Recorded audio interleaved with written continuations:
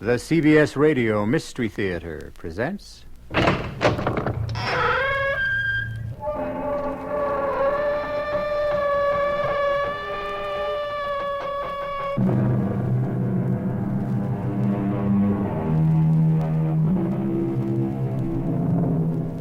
Come in. Welcome. I'm E.G. Marshall.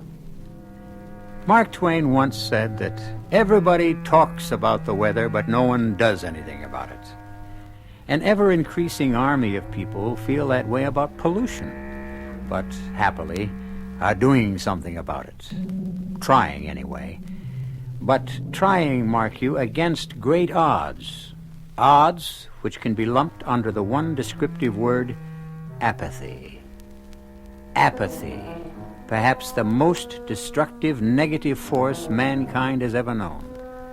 A force which could easily have led to the strange tale I bring you now. Nils, I order you.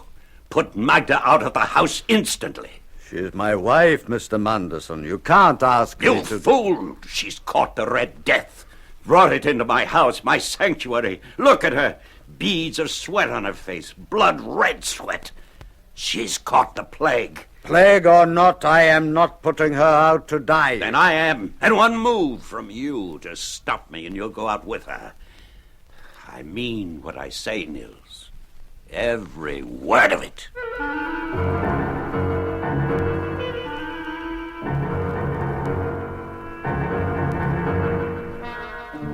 Our mystery drama, The Masque of the Red Death, was especially adapted from the Edgar Allan Poe classic by George Lothar and stars Carl Swenson and Stats Cotsworth.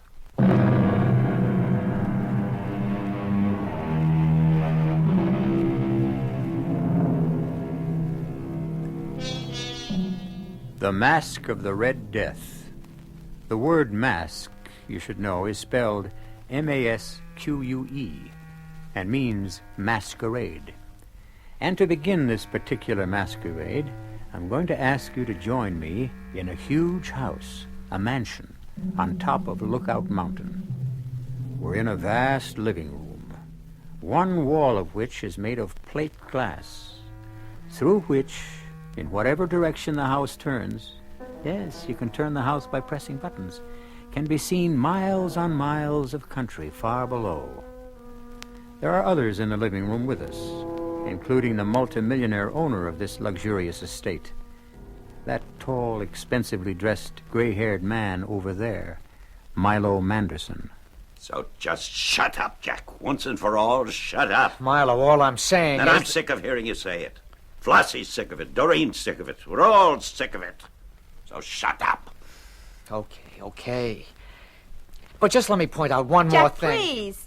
Can't you see how upset you're making my father? You're talking as if he were doing something perfectly awful, when all he's doing is saving us from the Red Death. You ought to have a little more gratitude, Jack. Don't you understand? Any of you understand? Look out that window into the valley where the village is. The farmlands, dead animals in the fields, cows, horses, pigs, chickens, everything. Doreen, shut him up. Shut him up or I won't care if he is your husband, which is the only reason I brought him along. I'll throw him out. I'll make up your mind, Milo. You didn't bring me here. You forced me here. For Doreen's sake, not yours. You penniless hayseed, you farmer. Would you believe it? 1996. Here we are in the year 1996, and he's still farming like it was 20 years or 30 years ago. Not 20 years ago, Milo. Not 30, 100. I'm trying to bring the land back to what it was, trying to replenish the earth, to restore what fools like you took out of it with every pollutant you can think of. I'm trying to save... Now I've had it. I'm warning you for the last time. Doreen, talk to this fathead you married. Talk some sense into him. Milo, give Flossie a little drinky. A little martini. I could do with one myself. Now, you talk to him, Doreen. Jack, my father's right. With you, he's always right. Now, listen to me, honey. There's a plague out there, and it's spreading. It's spreading all over the country, and people are dying by the thousands, and all Father's trying to do is save us from it. I tell you, he can't. He can. Father has never failed, never. at anything he made up his mind to do. He spent weeks stocking this place with food and water, everything we'll need to stick things out until the plague's over. All those people dying out there, and we Well, sit why up... shouldn't we? They'd do the same if they could. Who wants to find himself sweating blood all of a sudden and dying in hours? Not me. I'm sorry for them, Jack. I really am. But that's no reason for me or you to go out there and die with them. There's such a thing as conscience, Doreen. Oh, Jack, you're impossible. What's that noise? Father? The helicopter. Here. Yeah, let me turn the house. You'll be able to see it coming in from the east. There she comes. What's with the helicopter, Milo? Bringing in a couple I hired to do the cooking and housework. The Ostroms, Nils and his wife Magda. I hired them through a New York agency and had my pilot fly them out. But what about the plague? Father, they could be bringing it with them. I had them checked out, complete physical, and every precaution taken to keep them from any contact with people till they got to the chopper. Nothing to worry about. Oh, look at that gorgeous hunk of man getting out of the copter. That's Nils. Ooh, 6'4" if he's an inch. Long blonde hair. Oh, wow. You keep your eyes on me, baby. I'm the guy you're going to marry, remember, not him. How could I forget? You're the guy with all the money. Yeah. Well, okay, here they come. Now, as soon as they get in the house, we lock the place up solid, and I mean solid. Nobody gets in or out till this plague is over. You're Nils Ostrom, that right?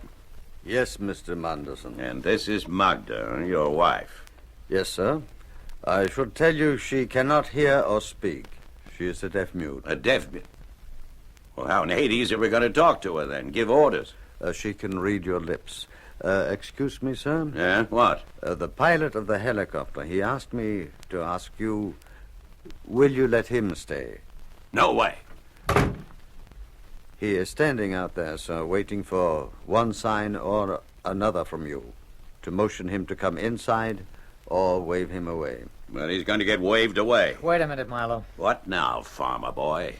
I'm going with him. Now, Jack, we've been through all this before. I'm sorry, Doreen. I love you. You know that. But I just can't save my own skin while others are dying. Not if I can do something to help. Milo, you forced me to come here. And I'm forcing you to stay. Father! Well, that'd defeat your own purpose, wouldn't it? To shoot me, Milo? Oh. No intention of killing you, Jack. Just a bullet through the leg to stop you, and I'll do it. I'm going to protect you from the plague whether you want it or not. Not for your sake, but for Doreen's. She loves you. You don't ask me why, but she does. And that's the only reason I'm keeping you here.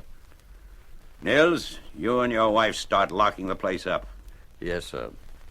Come, Magda. I'll wave that pilot off. You could have let him stay, Milo. You may be sending him to his death. And if it weren't for Doreen, you'd be going along with him. Now shut up and help get this place locked up.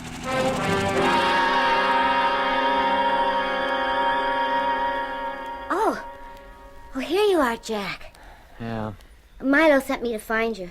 Everybody's at the dinner table but you. Just leave me alone, Floss, huh? Sure.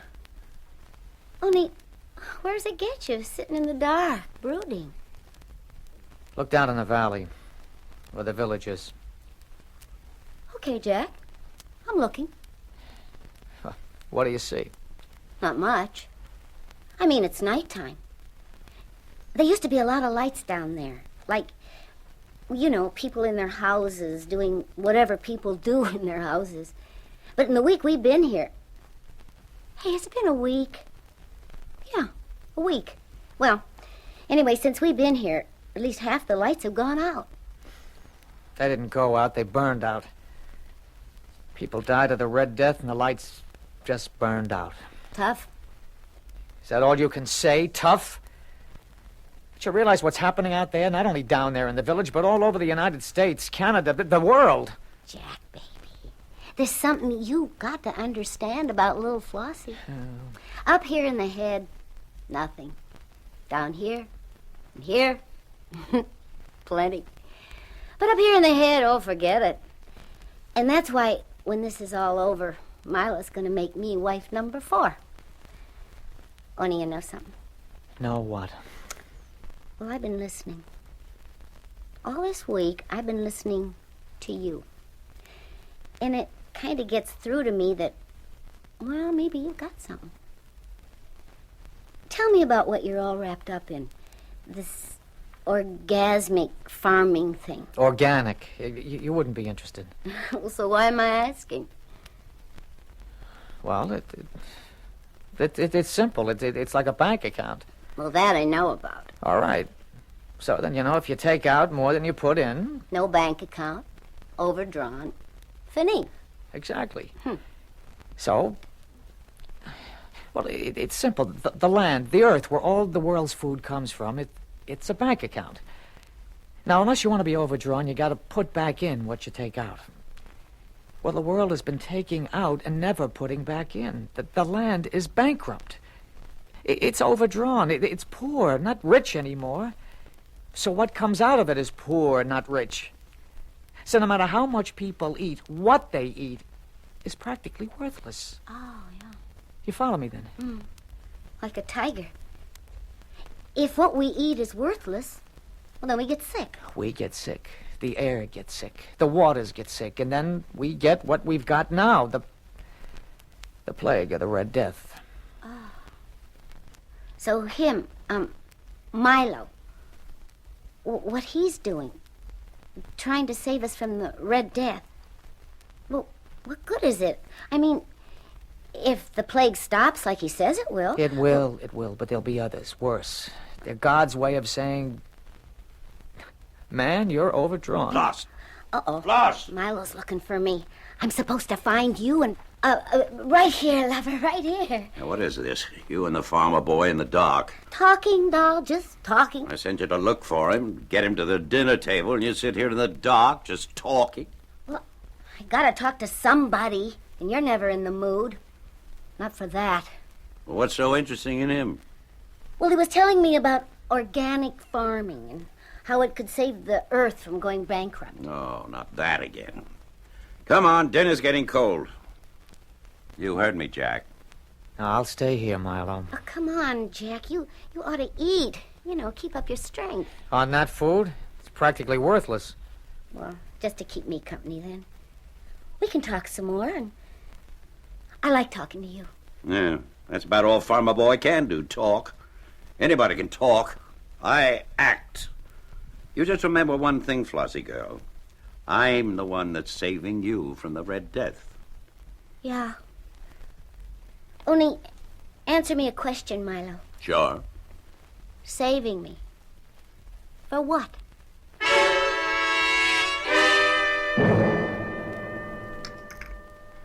More souffle, Mr. Munderson. No. And I tell you something, Nils. Your wife's cooking hasn't been so hot in the past few days. She better get on the ball. I am sorry, sir, but she has not been feeling herself.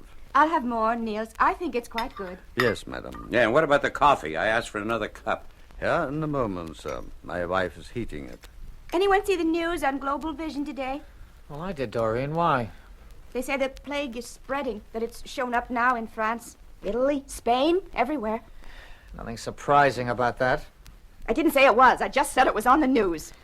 No need to take my head off, Doreen. No need for you to be sarcastic. I wasn't being... Oh, don't tell me. Look, all I said It isn't was... what you say, it's your attitude. I notice you don't take that tone with her. Me? How'd I get into this? You know how you got into it. Don't pull the innocent on me. If you're implying... Oh, skip it, Niels. Where is that coffee? Here's my wife with it now, madame. Magna, let me help you with the tray. I don't intend to skip anything. If you're implying that I've been up to anything... Look, you little... Now stop it, the two of you. The last 2 or 3 days you've been at each other like a couple of alley cats, and I'm sick of it. Well, you just tell your girlfriend... You watch your tongue. Flossie isn't my girlfriend, she's my fiancée. What's more... What the devil? Sorry, sir. I'm very sorry. My wife, the tray slipped from her... Magda! Look out, she's collapsing. Magda! Oh, my dearest. Let me give you a hand with her, Nils. No, sir, stand back. But, Nels... No, get back, sir, get back. Don't come near her. Can't you see? See what? Her face. She's sweating blood. Yes, I'm afraid she has the red plague. It's worse than that. She's brought it here.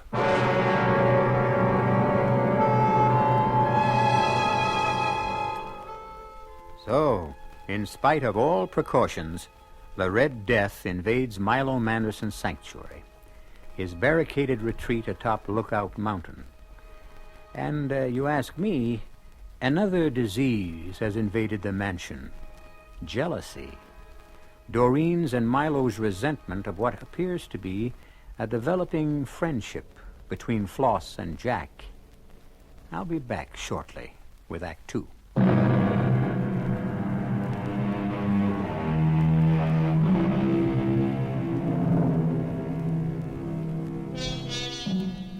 As ye sow, we are told in the Bible, so shall ye reap. It would appear that multimillionaire Milo Manderson is on the threshold of doing some reaping.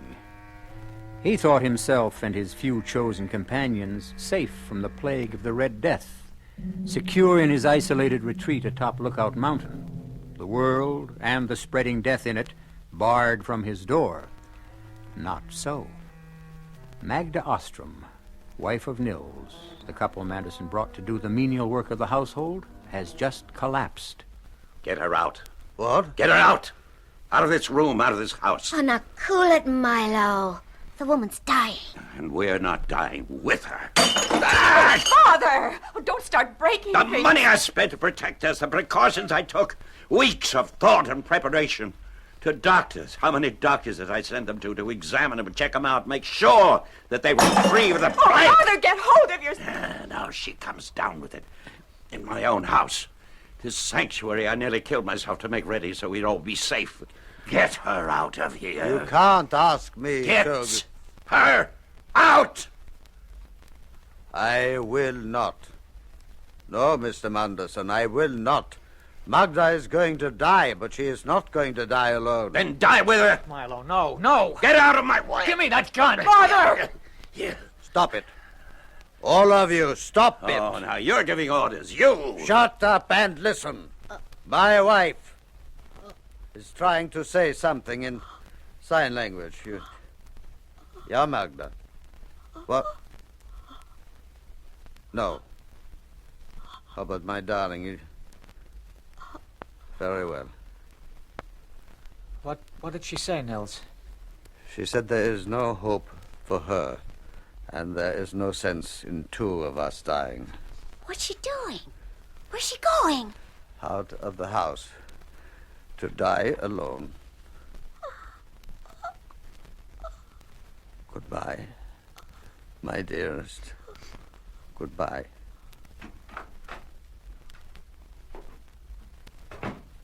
I'll see you dead for this, Manderson. Mr. Madison. And I'm not scared by threats.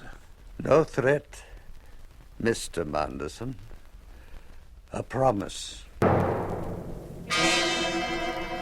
business has been brought to a virtual standstill throughout the world. Here in the United States, countless thousands who tried and are still trying to leave the congestion of the cities for what is considered the relative safety of rural areas Shut that thing are off. blocked by military and local I said police. shut There that are thing riots off. in the...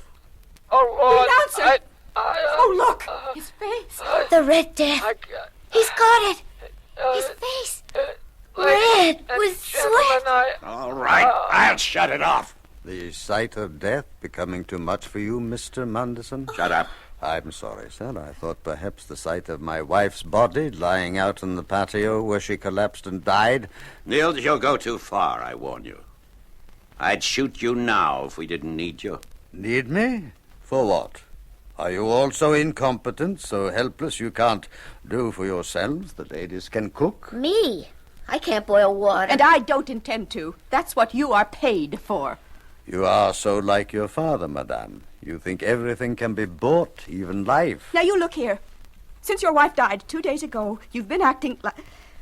Well, like anything but the servant you are. Now, you just cut it out. You just remember your place. Remember who and what you are.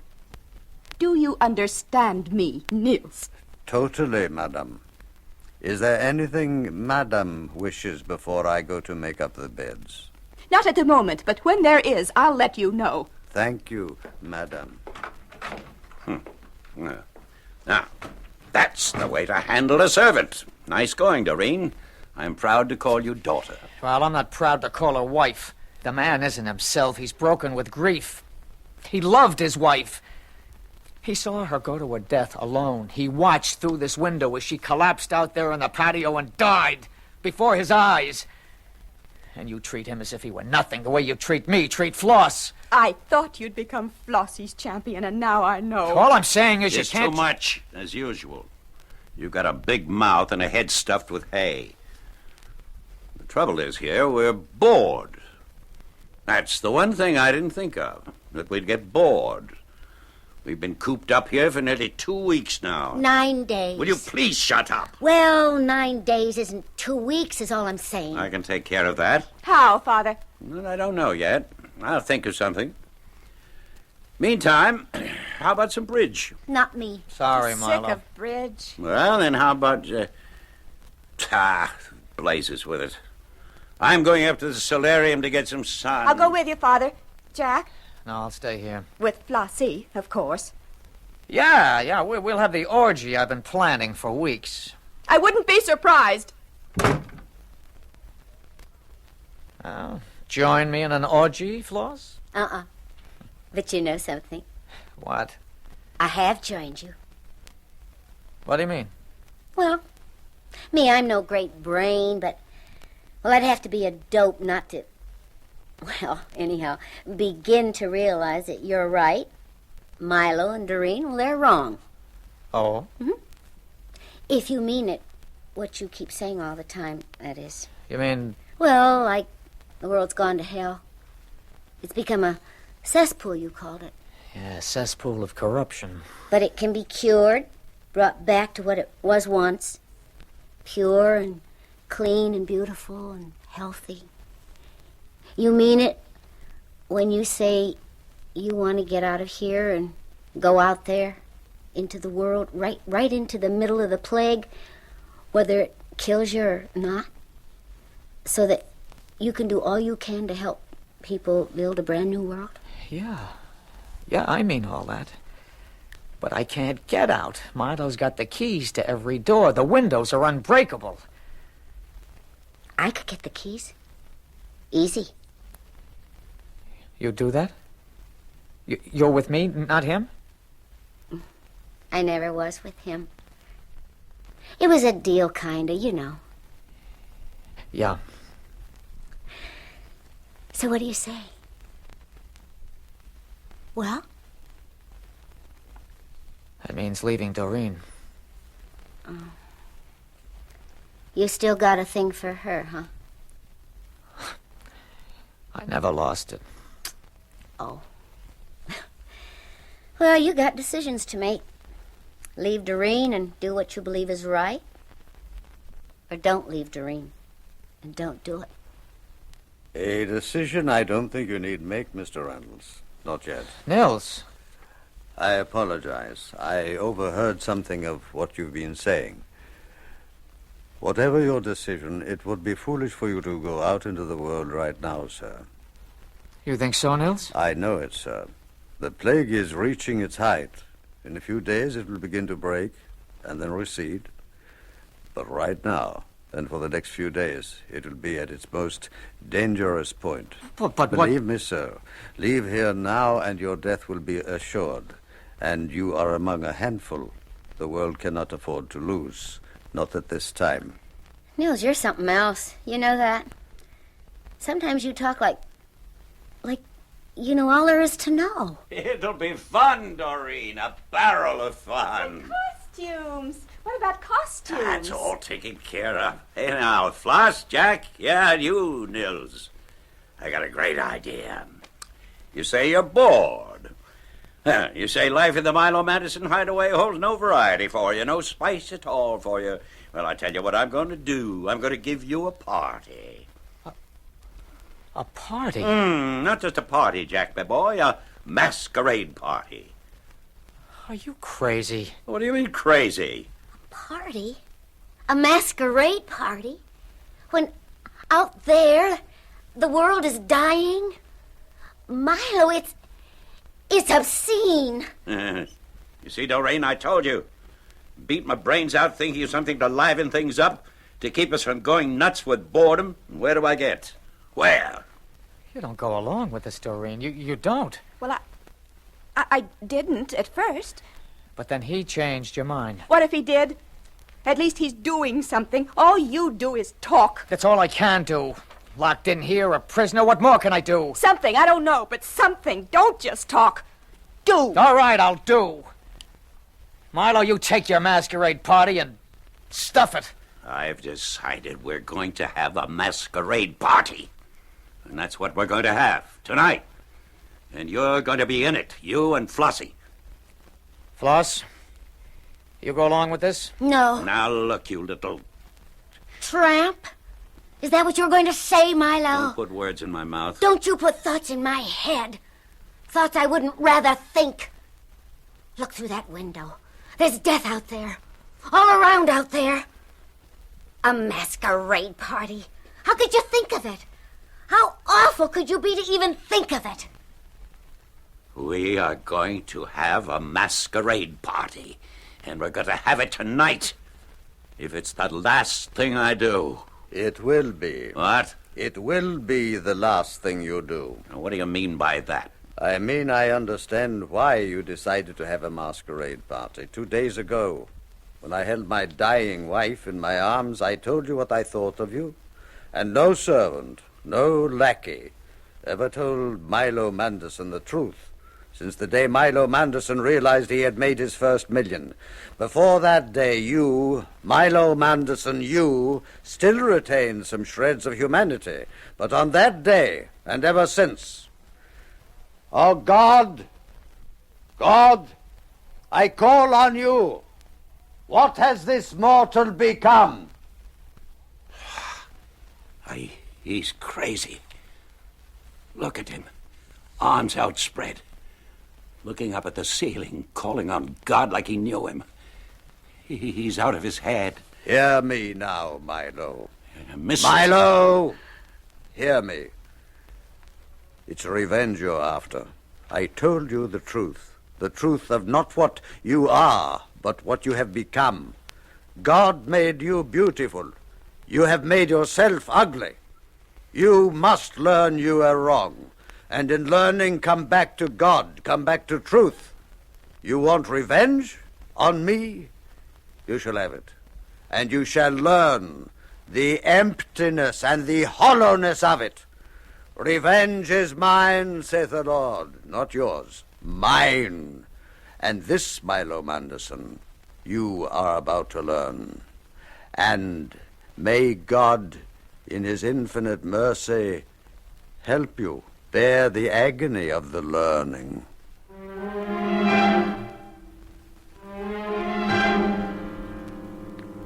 A strange speech, surely. Nils calls on God as if, as if he knew him as intimately as I know you. And we do know each other, you and I, very well indeed by this time, don't we? Ought to. Been together a long time. Pleasant time for me, anyhow. Hope for you, too. Back shortly with Act 3.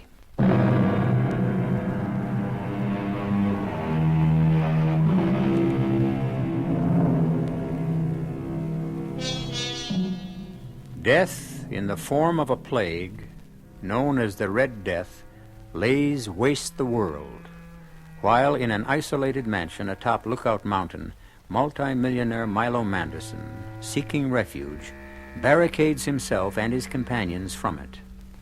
Now, vengeful or callous, or both, he proposes to hold a masquerade party to relieve the boredom of their voluntary imprisonment. We rejoin the small, beleaguered group in the vast living room of the mansion as... He's gone crazy. You have, Nils, you know that. You've gone crazy. No, not I, you. A long time ago. You don't see me acting like I was God. Don't I? I think Nils is right. In a way, Milo, you've come to think you're more than God, really. Now you are going too far, Jack. No. Wait a minute, Doreen. Wait just 1 minute. Let this hayseed husband of yours go on. So, God sent the Red Plague to wipe us all out. That it, eh? Maybe he didn't. Maybe he didn't have to. From where I sit, you created it yourselves. You're as crazy as Nils. Wait and see, Milo. Just wait and see. Yeah. And while I'm waiting, we'll have our party. Yes, there's a big closet in the game room, and it's loaded with costumes. From the bash we had up here a couple of years ago, Doreen, you remember? Yes. Yeah. So you can all get your costumes from there. Nils, you break out the Port Rocher. I've been saving that champagne for a special occasion. And if you ask me, this is going to be a real special occasion. It will indeed be that, Mr. Manderson. The most special occasion of your life.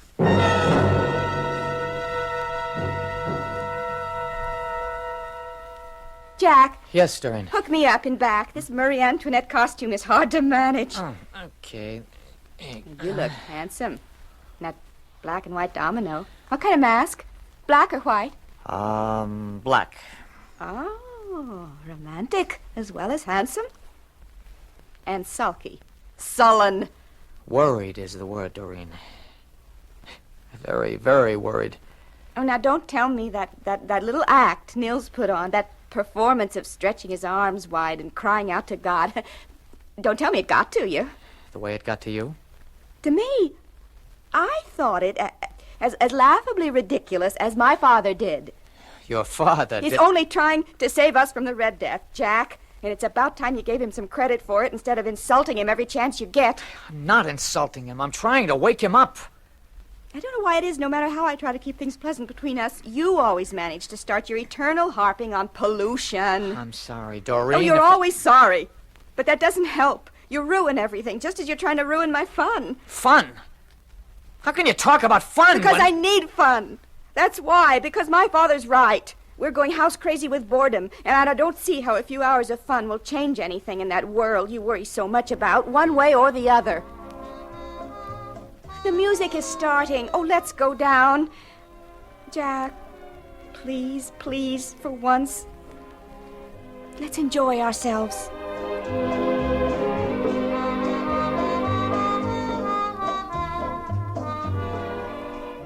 Ah, come on, Floss, come on. The way you're dancing, put some life into it, baby. I don't feel like dancing. Well, you will. All he needs a couple more glasses of champagne. Soon take care of that. Now, say one thing for Nils. He may be batty as a bedbug, but he's a good servant. This Port Roger is perfectly chilled. Okay, honey. Another glass for you, and another for me. Bottoms up. I can't. I can't. How can you? How can you? Don't cry, Floss. Don't cry. I can't help it. How can I try to be happy with all that's out there beyond that window? Be happy? Do you want to know the truth? I'll tell you. The truth keeps crowding in on me, pressuring me, trying to suffocate me. But I push it away, because if I didn't, it would suffocate me. Flossie, the truth is, way deep inside me somewhere, I'm scared. Scared? You? Doreen. Jack. Well, welcome to the party. Oh, and look at you, sweetheart. Dolled up like Marie Antoinette. Careful you don't lose your head tonight. And Jack, hey, you look terrific in that black and white. What's it called? Domino. Yeah, that's it. That's what it looks like. Oh, and say, you want to see something really terrific? Take a gander at Flossie, a fairy queen. You look lovely, Floss. But white? My dear, you in white. No, hey, come now. None of that. Not tonight. Tonight, even if it is just for tonight, we're going to stop sniping at each other. Hold it.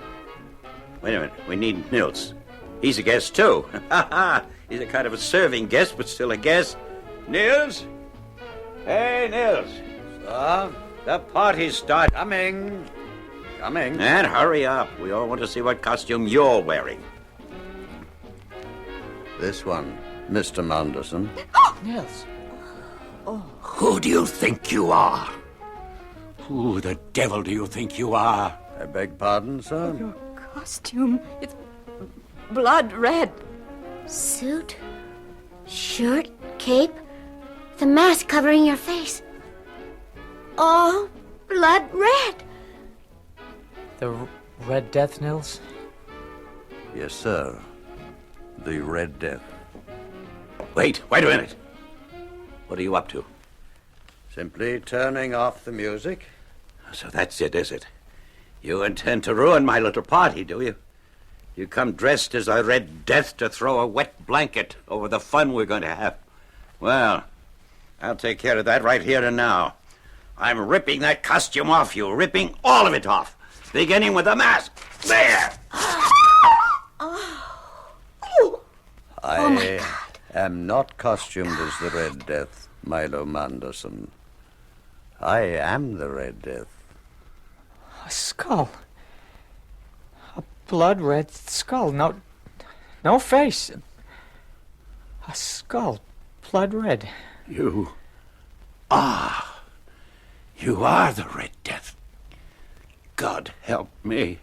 God will not help you now, Milo Manderson. There comes a time when mortals must help themselves, and your time has come. What do you want of me? You may make a choice I will give you. You may make the choice for good or ill. Name it. I'll choose what's right, what's good. I swear it to you. You can choose to live. Yes. Or die. What do you mean, Nils? I'm sorry. That's not your name, of course. Oh, it will do. What do you mean? To live or die? One of you or your father, must die, and the choice I leave to him. Are you saying that Milo must choose either to give up his own life and save Doreen's, or refuse and let her die? I am. Wow. I mean, wow. Nils, what about Floss? What about me? You have no part in this. When I am gone, as I soon shall be, when I no longer plague the world, you and others like you will be needed to restore it, replenish it. Me? Him I can understand, but me? I'm nobody. I'm nothing. And that makes you something. Milo Manderson, what is your choice? Haven't I anything to say about all this? Haven't I some choice in whether I live or die? None. But that's not fair. If my father chooses to let me die to save himself... But he hasn't. Not yet. Choose, Milo Manderson. Choose. Father... I can't die. I can't face death. It's too horrible. The thought is too horrible.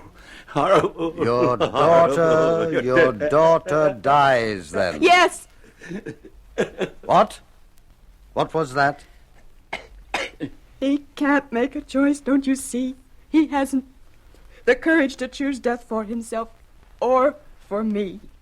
Scared. He said it himself. Deep down, inside, scared. And I never knew in all these years. Never knew. I thought he was the strongest man on earth, but he's just a scared child. Nils, take me. He must make the choice. Choose. Choose. No. Take her. Take Doreen. She offered, didn't she? She's not afraid. But I am. Look at me. Look, I'm sweating with fear. Look again. You're not sweating with fear, but with death. Red. Remember, I sweat. Blood red. I... Stricken, Milo Manderson. Stricken with the Red Death. But why? Oh, why? You gave me a choice. And again, you chose the wrong one. You chose to do evil instead of good, as you always have. Always. Now die. No! Die. And may your soul go to the hell it deserves. No! No! He flung himself through the window. Lying out there next to Magda. Oh, Mother. Easy, Doreen. Easy. Take it easy, sweetheart. Nils, I think... Where is he? He was there a second ago. But now, just the costume laying in a pile on the floor. He's gone. Well, let's hope so. Let's hope he's gone forever. Not only from here, but from the world out there. What world? What's left of it? There are still some lights burning in the village. And everywhere else, I guess. Those that are left, maybe God made a choice. And maybe we're part of it. Whether we are or not, the only choice we've got is to go out there and start helping, start rebuilding, start creating another... and with God's help, a better world.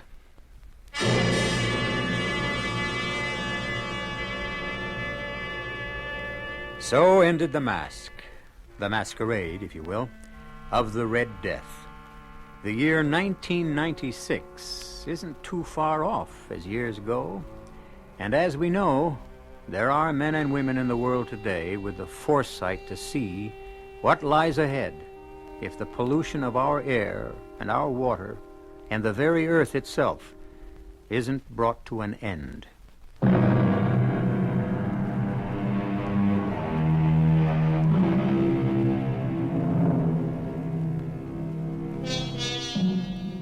The strange tale I've just brought you was an allegory, a story designed to symbolize a message, a truth. Of course, it never happened, but it could. Our cast included Stotts Cotsworth, Carl Swenson, Lois Smith, Jack Grimes, and E.V. Juster. The entire production was under the direction of Hyman Brown. This is E.G. Marshall inviting you to return to our Mystery Theater for another adventure in the macabre. Until next time, pleasant dreams.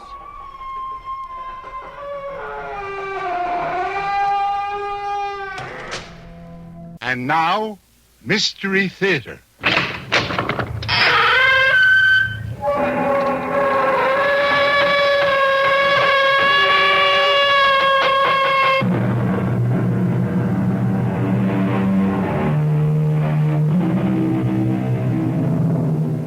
Come in. Welcome. I'm E.G. Marshall. Someone said to me the other day, "You know, E.G., you talk a lot about imagination." At first I thought he might be right, but the more I thought about it, the more it seemed to me he was wrong. Far as I can see, there isn't a more powerful force in the world than imagination. After all, I made a career with mine, in films, TV, on the stage, imagining myself to be all sorts of characters. And you, well, you derive much pleasure from yours when you become the hero or heroine of the stories I bring you. As tonight, each woman will become Dora, and each man Charles Daring, caught up in circumstances which, well, listen. The clock. The clock. What, Dora? What? Oh, that clock, Charlie. It's going to drive me up a wall. Oh, come on now. It's only a clock. Grandfather clock. It never stops, day and night. It goes on and on like his heart. He said, your Uncle Jonas said that its beat was like his own heart. Steady, solid, never stopping. Charlie, we've got to get out of here. We've got to leave this awful place. I know, but where can we go, Dora? Where? We're trapped.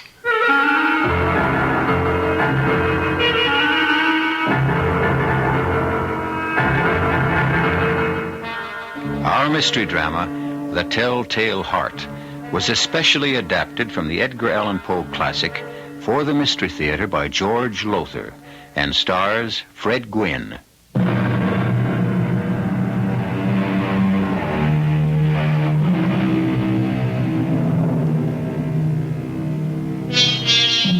As you know, I've always had an intense interest in diaries, the day-to-day journals of those who, for one reason or another, recorded the events of their daily lives. This strange tale I bring you now is remarkable not only for the horror it records, but also because it was written by a patient in a state asylum for the criminal insane. A man named Charles Daring, who on a day not long ago wrote, True. I am nervous. I've always been nervous, but why do they say I am mad? My sick nerves had sharpened my senses, not destroyed them or dulled them. Why, take my sense of hearing. Acute. My ears have always been sharp. So, nervous, yes. Mad, no. Judge for yourself. Listen to how calmly I can tell you the whole story of what happened. Beginning with the day I arrived at Uncle Jonas's farm with my dear wife, Dora, and my daughter, Ruth.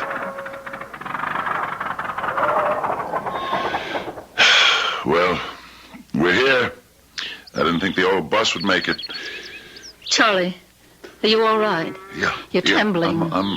I'm okay. I'm okay. Take one of your pills anyway. I'm okay. I said, Dora, I'm okay.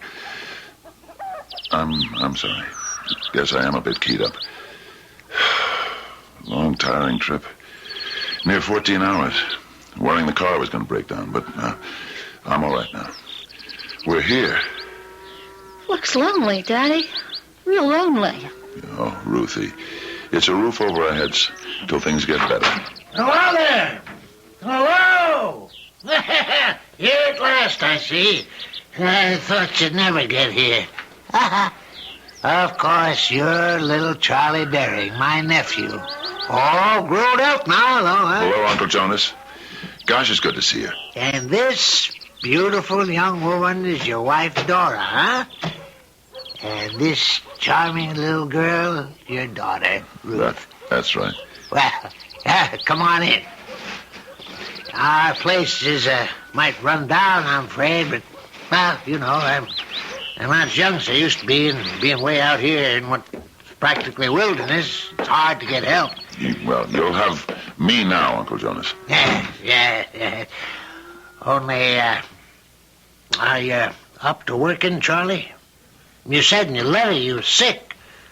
Reason you lost your job in the city and couldn't find another. Oh, well, now, about that... Oh, don't be embarrassed, boy. Out with it. Just tell me the truth of it. No. Better still. You tell me, Dora.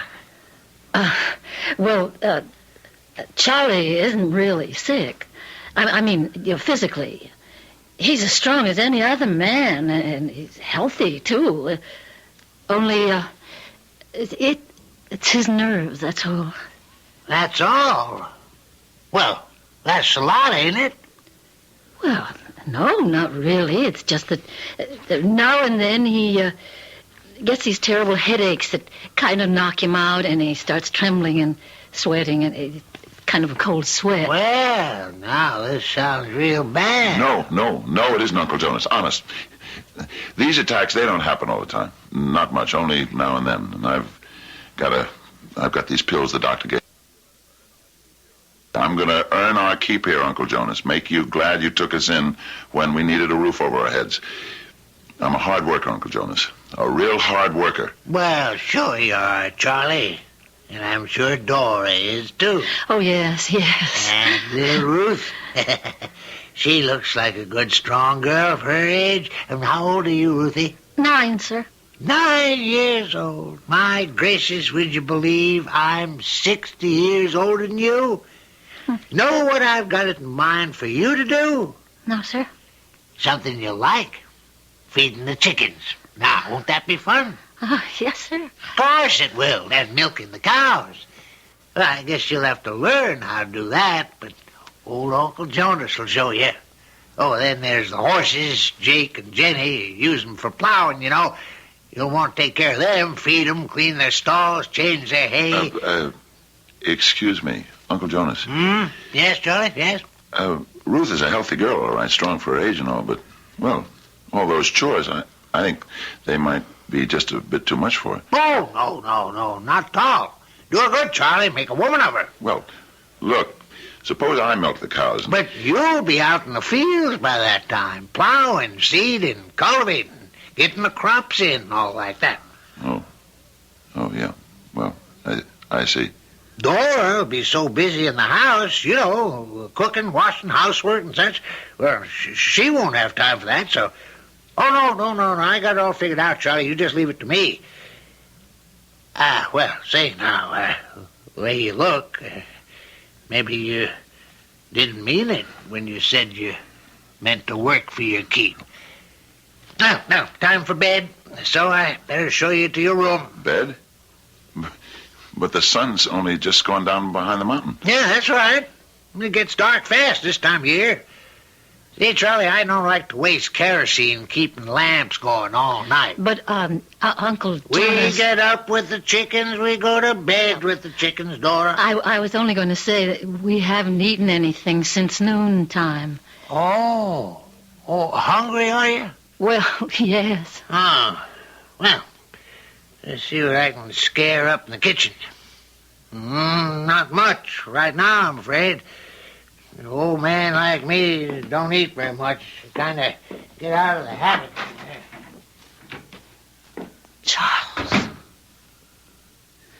Charles, what have we got ourselves into? Sounds like he means to work us hard. To death, more like it. Charlie, I don't like your uncle. He scares me. Dora was right. As always, Uncle Jonas did mean to work us to death, or at least until we dropped, and always laughing jovially, joking that city life had weakened us, and farm work would soon make us strong. Well, as day went into week, we grew more and more exhausted from overwork and hungrier from lack of enough food. One morning in the kitchen... Charlie, you're back from the fields early. Early? It's nearly 12, and I've been plowing and seeding since before dawn. I'm bushed. Got a cup of coffee? I'll see if there's any left in the pot. He only lets me make one pot for the day, you know. I know. Where's Ruth? She was lying down. She came in from cleaning the horse stall, said she felt faint. She went to lie down, but... But what? He sent her out again. Said there was nothing wrong with her. Said she was faking. I've got to do something about all this. It can't go on. What can you do? We're broke. We're penniless. Miles from nowhere with a broken-down car. We're trapped. If I could only fix that carburetor. But I need a new part, a butterfly valve. Oh, forget it. We haven't got a chance. Maybe we have. The game warden. Game warden? Here, that's what's left of the coffee. A fella named Harrington, something like that. He came by the other day, all the way from Pomfret. Stopped to talk for just a minute. Said he makes it out this way about once a month or so, and if he could get that part for me in Pomfret... Well, now, what's this in the kitchen instead of in the fields drinking coffee at this hour, Charlie? Oh, I'm sorry, Uncle Jonas, but I just had to have something to keep me going. Sorry? Oh, nothing to be sorry about, Charlie. If you're tired out, you're tired out. Nerves, huh? No. Nerves, okay. Can't be. Got to be your nerves. Can't be the work. You're not doing that much. Jonas, this past week I plowed nearly 20 acres and seeded more than 5. Why, my Lord, Charlie, in my prime, I used to do that in 3 days. Now, I'll tell you, Charlie, I wanted you to get started on the lower field this afternoon, but if you're all tuckered out, you can't pull your weight around here. No, Jonas, I can do it. I can do it. I don't want to force you to something, Charlie. I can do it, Jonas. Well, that's good. Good. Now, you go on out and work that field till 1 o'clock, and then we'll all sit down and have a good midday feed. Yeah. Yeah, sure, Jonas. Sure. A good midday feed? Is that what you said, Uncle Jonas? When are you gonna stop calling me Uncle? Makes me feel old for a pretty young heifer like you to call me Uncle. Much too old. Oh, please.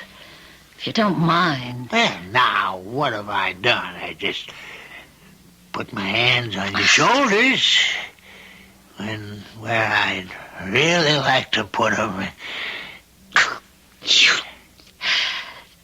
Don't you ever do that again.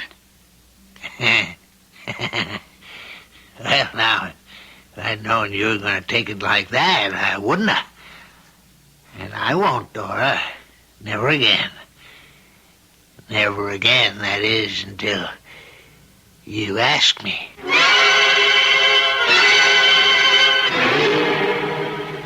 You're upset. You're all upset. Tell me what happened after I left. Tell me. Charlie, please. I've got to get supper on the table. What there is of it. Something happened between you and Jonas. What was it? Charlie, it was nothing. What was it? He tried to get fresh. What do you mean, get fresh? Charlie. I want to know. It isn't anything much. He just put his hands on my shoulder. And? Well, he sort of let his hand slip. Charlie, that was all. Believe me, that was all. I told him never to do anything like that again, and he won't. Charlie, believe me, he won't. Oh, he won't. I'll see to that. Where is he? Charlie. Where is he? Charlie, I think he's in that room he keeps closed, the one he uses for an office. Where are you going? To have a talk with Uncle Jonas. Charlie, wait. He's ordered us never to set foot in that room. I want a word with you, Jonas. Having another attack of nerves, Charlie? Must be. Can't imagine you busting in here otherwise. You know why I'm here, and it isn't my nerves. Well, then what is it? What is it, Charlie? That clock. Charlie. That clock, the way it ticks. Oh, yeah. Everybody notices that. Everybody's ever been in this room, that is. It's more like a heartbeat, they say, huh? Strong, solid, full of life. Like my heartbeat. But that isn't what you come to talk about. You insulted my wife today. Insulted? You made advances, put your hands on her. And that was an insult? What do you call it? Well, a compliment to her beauty, her female attraction. You dirty-minded, hypocritical old... Charlie! Dora, what? Ruthie. And for a reason I didn't understand then, as I looked at Dora holding Ruth, my dead daughter, in her arms, I was aware only of the ticking of the clock.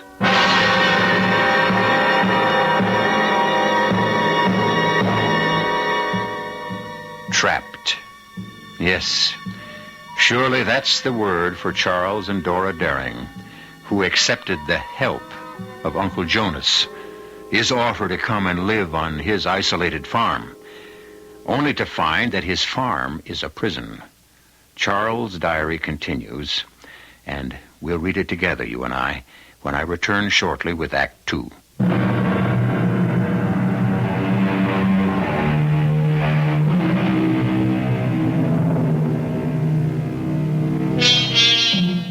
Dead.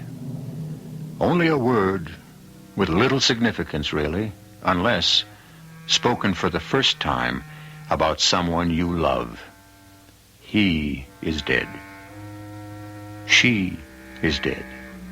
Then it hits you, the full impact of the word's terrible meaning. What do you do in that awful moment? How do you react?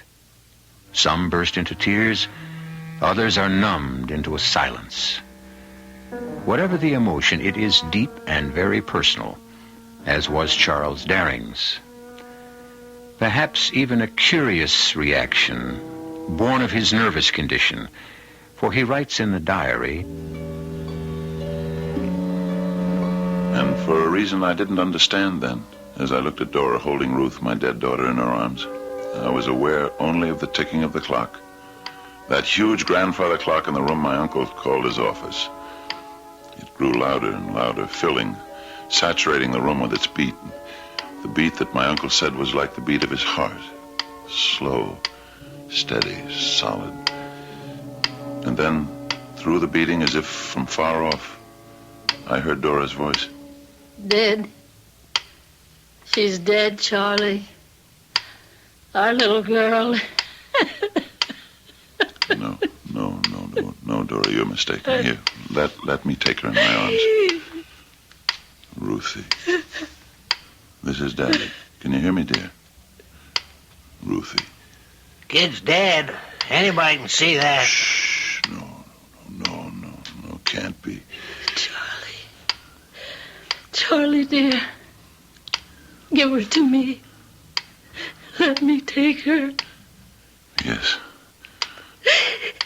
Put her on the bed in our room. Let her rest. Let her...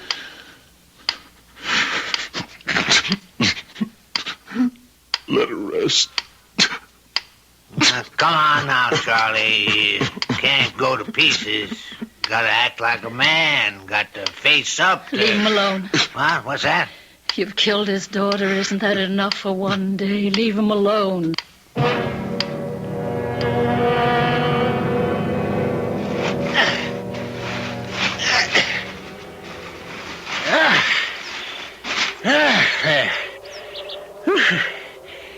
The grave's filled in at last. We better get back to the house. This wind cuts to the bone. Oh, the cow's due for milking, too. I guess you or Dora have to do that from now on. So, I might as well get started. Not before I say a few words. Over Ruthie. What? Oh, go ahead. Then you can get to the milking. The Lord is my shepherd. I shall not want. He maketh me to lie down in green pastures. He leadeth me beside the still waters. He restoreth my soul. He leadeth me in the paths of righteousness.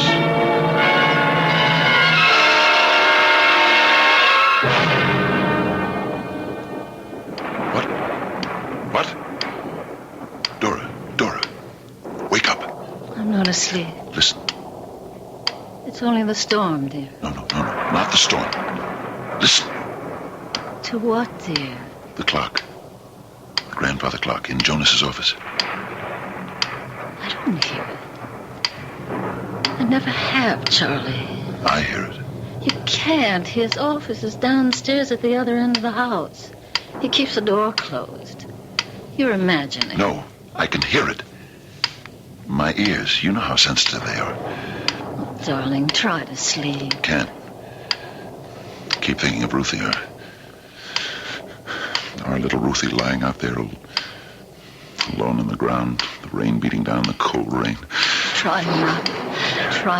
And the clock beating like his heart, beating. While hers lies still. Will never beat again.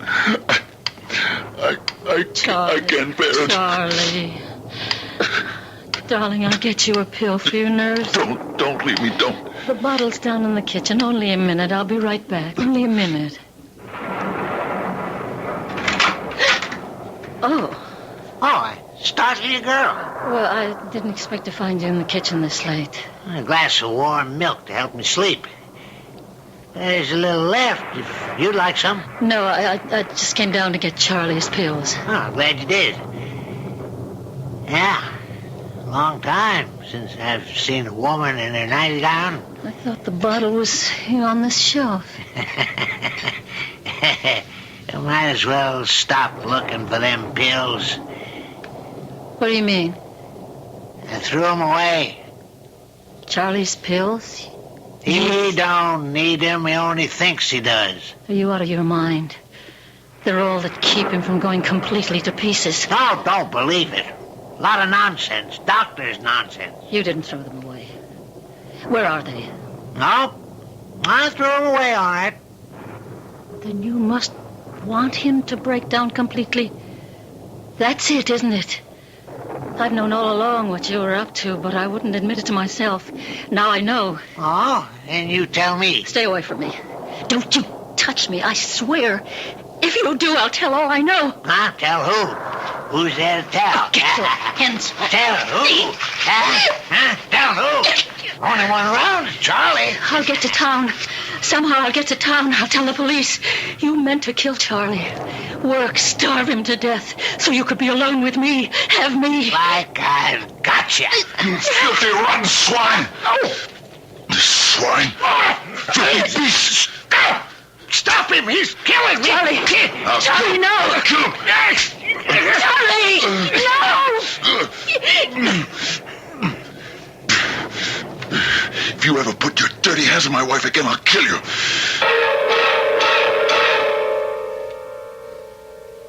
There was no sleep for us that night, Dora and me. And by the time dawn showed beyond the mountains, we'd come to a decision. Too late to save our beloved daughter, but in time to save ourselves. If I could somehow manage to fix the car. So, after the usual skimpy breakfast, a piece of unbuttered bread and a cup of weak coffee. What's all this? Charlie, what you up to? Getting Dora and me out of here, that's what I'm up to. Oh, now, come on. Hold on, Charlie. Hold on. Let's talk this over. There's none to talk over. I don't think I knew what I was doing, Charlie. I really don't think so. Well, you did it, and it wasn't the first time. I know. Starving us to death, working us to death. You killed Ruthie, you did. No. Charlie, you got to forgive me for what I've done without meaning to. You work us and starve us. I thought it was best for you. But I was wrong. And I admit it. And I ask you to forgive me. Well... Don't, Charlie. Don't do it. Oh, now, Dora! Don't you see what he's up to? If we leave, and we're leaving, he loses whatever work he can get out of you before you drop in your tracks. And he loses me. Now, girl, daughter... Don't you daughter me. Any woman could see through the likes of you. You'll kill him. That's why you threw away the pills he needs. And then you'll have me all to yourself. All alone. Out here in this forsaken wilderness. To do whatever you want with. Charlie, get that car running. If it's at all possible, get that car running.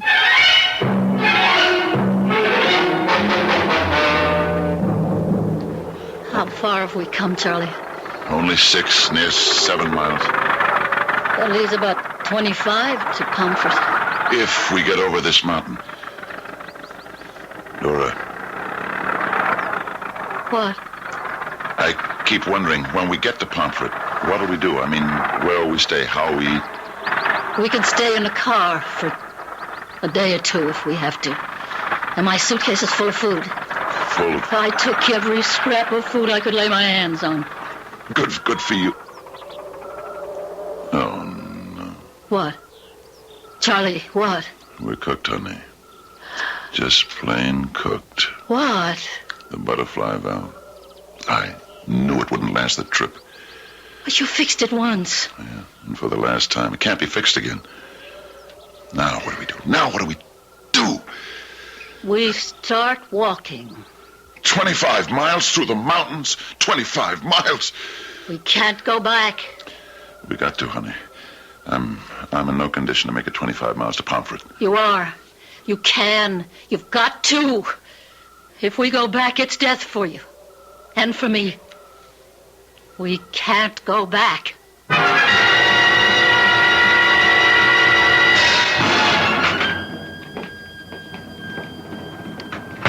Who's there? Who's there? We come back. I figured you would. In fact, I knew you would. How did you know? How could you be so sure? What else could you do once you run out of gas? It wasn't that. I filled the tank from those cans in the barn. And I emptied it, Charlie. You? Left just enough for you to get maybe 10 miles. I noticed you had a busted gas gauge, so you'd never know.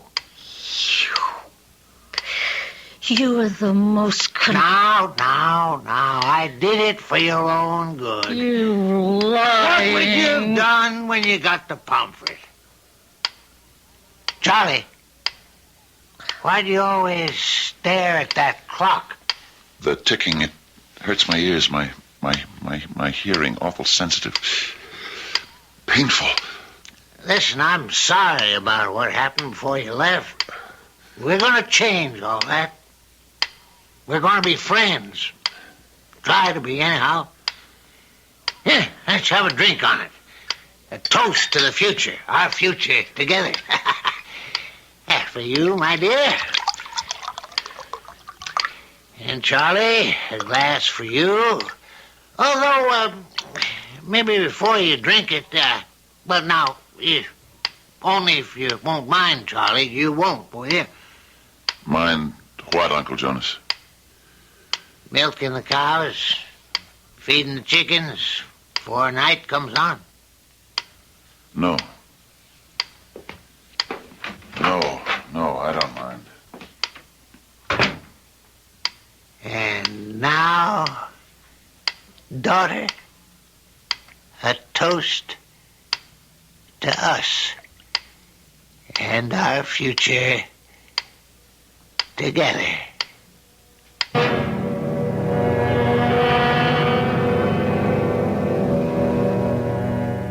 An evil old man, a ruthless old man, and, unhappily, a victorious old man. What lies ahead now for Dora and Charles Daring? I know because I read Charles' diary. You will know shortly when I return for Act 3.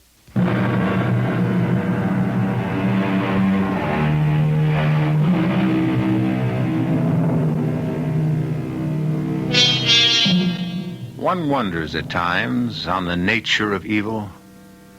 What is it in all of us that on one occasion or another will make us do wrong when we know it to be wrong?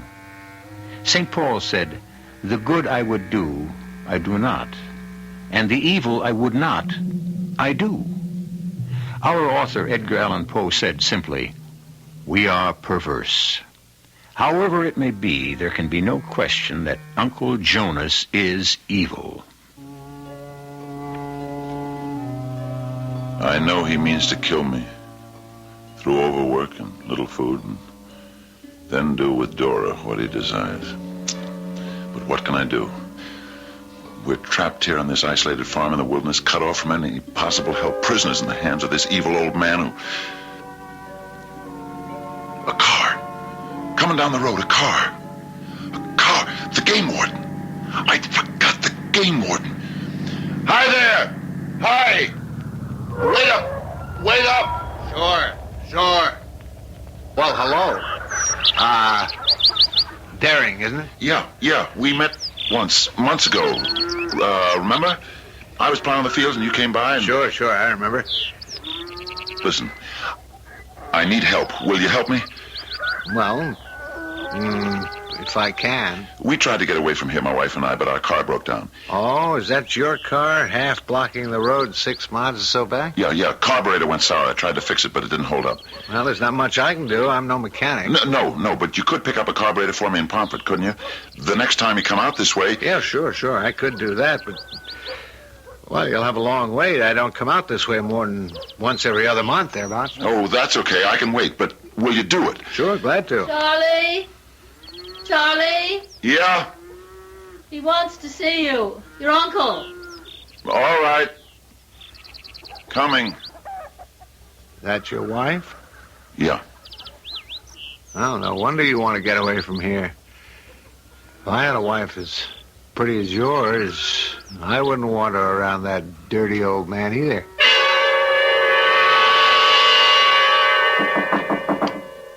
Come in.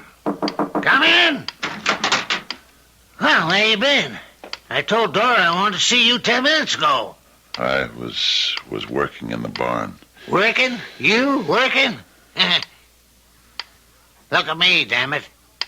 Not at that clock. You're always looking at that clock. Look at me when I talk to you. Yeah. I got to thinking. It's a waste of time, you tripsing back and forth from the fields to the house, from the barn to the house. So, from here on, I've decided you'll live in the barn. What? You can't do this. Dora and me can't live in the... I didn't say Dora. I said you.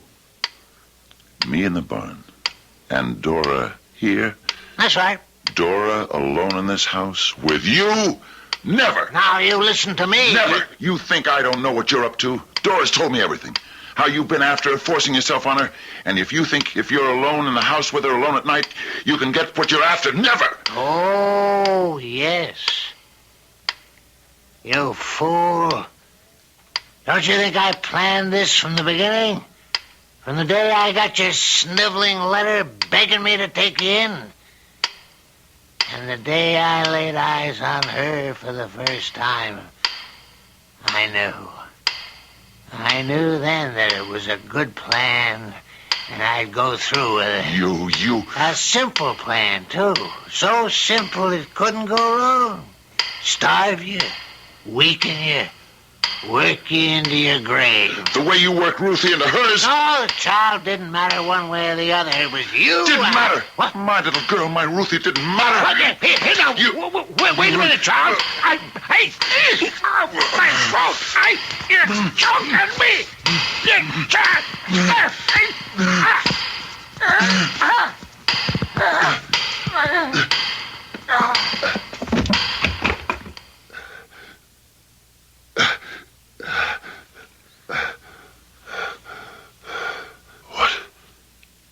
What? Something, there's something. The clock. Stopped. Strange. Why so suddenly stopped? His heart, he said it was like the beating of his heart. It stopped. Would that mean... on the floor. Jonas, on the floor. Oh, my God. Oh, yes. Oh, yes. I killed him. Oh, God, I killed him. In my rage, I killed him. Oh. I am a murderer. I realized that I must do something to hide the body. But what? Where to hide it? If I tried to get out of the house into the barn, Dora might see me doing it. A chance I couldn't take. If I dragged it down the cellar, there was the risk she'd hear me. Where could I hide? And then my eyes, as they had so often done before, my eyes went to the clock. The clock that has stopped the very instant his heart stopped. A big clock, 6 feet tall and 2 feet wide. Was it possible that I might... If I could stand him up in that space, the clock hiding him, for a time, only for a time, to let me think what I might do afterwards. Yes, that is what I did. And just in time, I just stood his body against the wall and pushed the clock back into place, hiding it when... Yes? Mrs. Daring, of course. Yes. I'm Game Warden Carrington. I'd like to talk to your husband. Oh, well, he's with his uncle just now. Could you wait? Well, I'm afraid not. I want to get back to Pomfret before nightfall. Uh-huh. Is it important? It is to your husband. Well, Uncle Jonas gets angry when... Well, follow me. Thank you. What is it?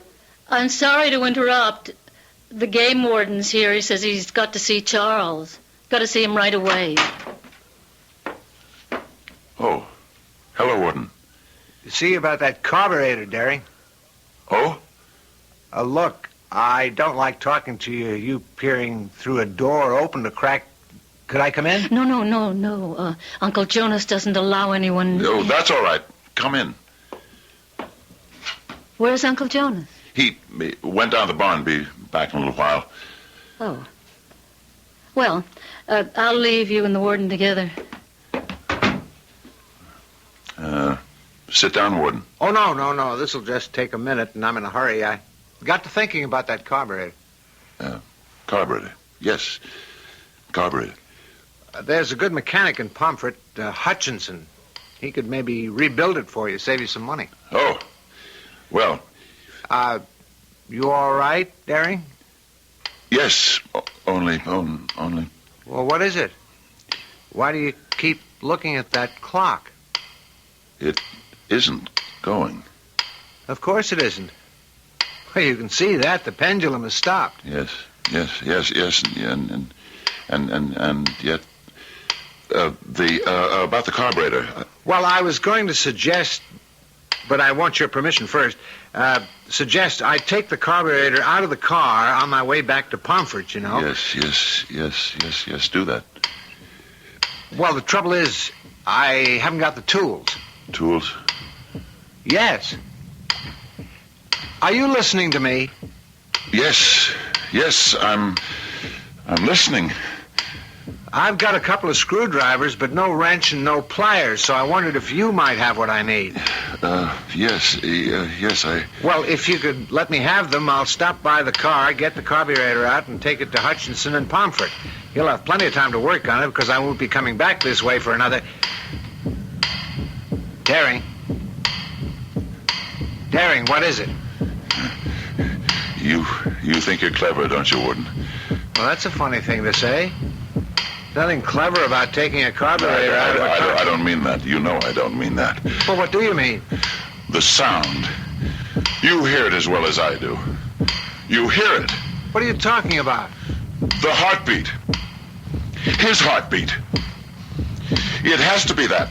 The clock has stopped. Look. The clock has stopped, but the beat, the beat. You hear it. I don't hear anything. Liar. How could you not hear it? You didn't come about the carburetor. You knew I was going to do it. You saw it on my face when we talked out there today. You must have seen it. In my face. Even though I didn't know it. Well, now what? Daring, have you gone mad? Saw what in your face? You were going to do what? Kill him. Kill him! Kill him! Hey! What are you doing? Why are you pulling the clock away from the... Hey, look out! It's falling!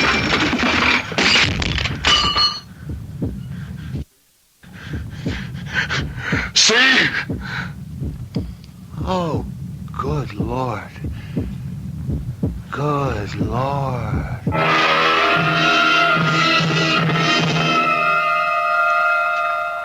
Charles? Dear? You've come, Dora. Sit down, Des, and give me a moment. I just want to adjust the escape mechanism on this clock. There.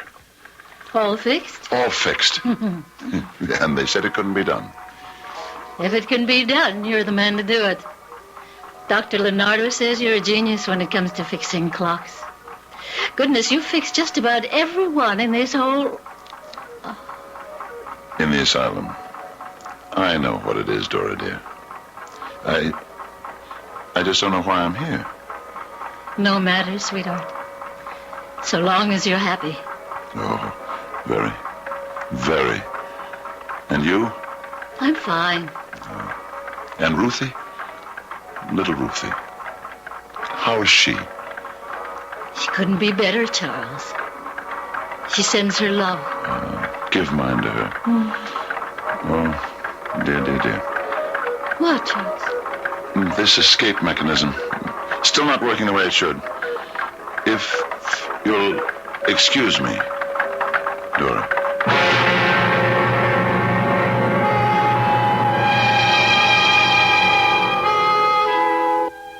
In a little room in a large institution, a very gentle, a very sweet old man tinkers happily with clocks and watches. And an old lady, a very old but very attractive old lady, visits him weekly. He lives in another world, she in this. Small matter. Both are happy. I'll be back shortly.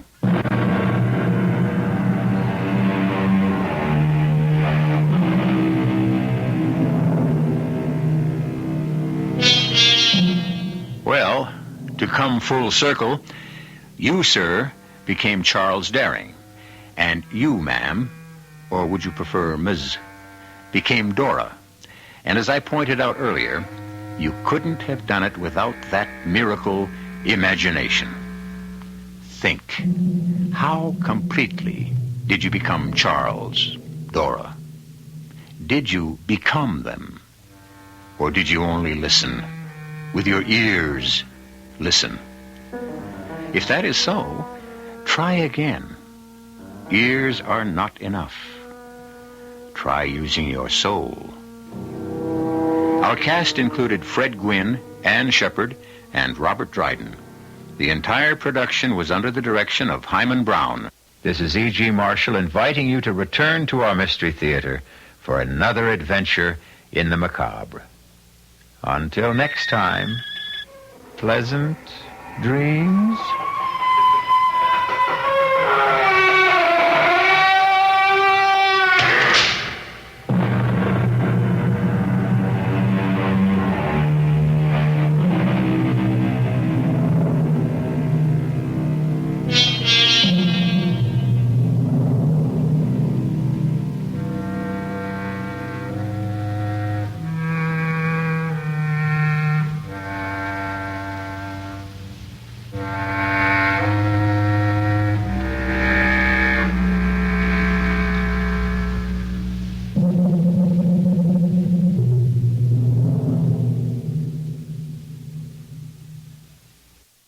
The CBS Radio Mystery Theater presents...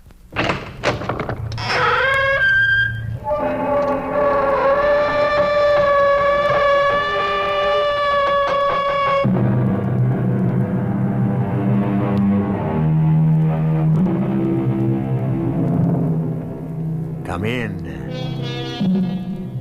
Welcome. I'm E.G. Marshall. Lord Byron, if I recall correctly, first said, "Sweet is revenge. But revenge is mine, saith the Lord, according to the Bible." The truth would seem to be that sweet indeed is revenge, while the moment lasts. But the victim of revenge will himself be avenged, one way or another, by a power not of this world, surely the power of God. In any case, had Arno Montresor not revenged himself on Fortunato Bellini and enjoyed to the full that moment of sweetness, he would never have experienced the shock and terror that surged through him when Inspector Murdaro said, "Arno, I arrest you for the murder of Fortunato Bellini." Me? You arrest me? For murder? Playing the innocent will do you no good, Arno. I've got you dead to rights. I have found the body. Impossible. You couldn't. I mean to say, you... You just slipped. How would you know it was impossible if you didn't know where the body was? But that was your second slip, Arno. A slip you wouldn't have made if you hadn't made the first. The first? Yes. You committed the perfect crime, my friend. Perfect except for one single, simple little mistake. What mistake? What mistake?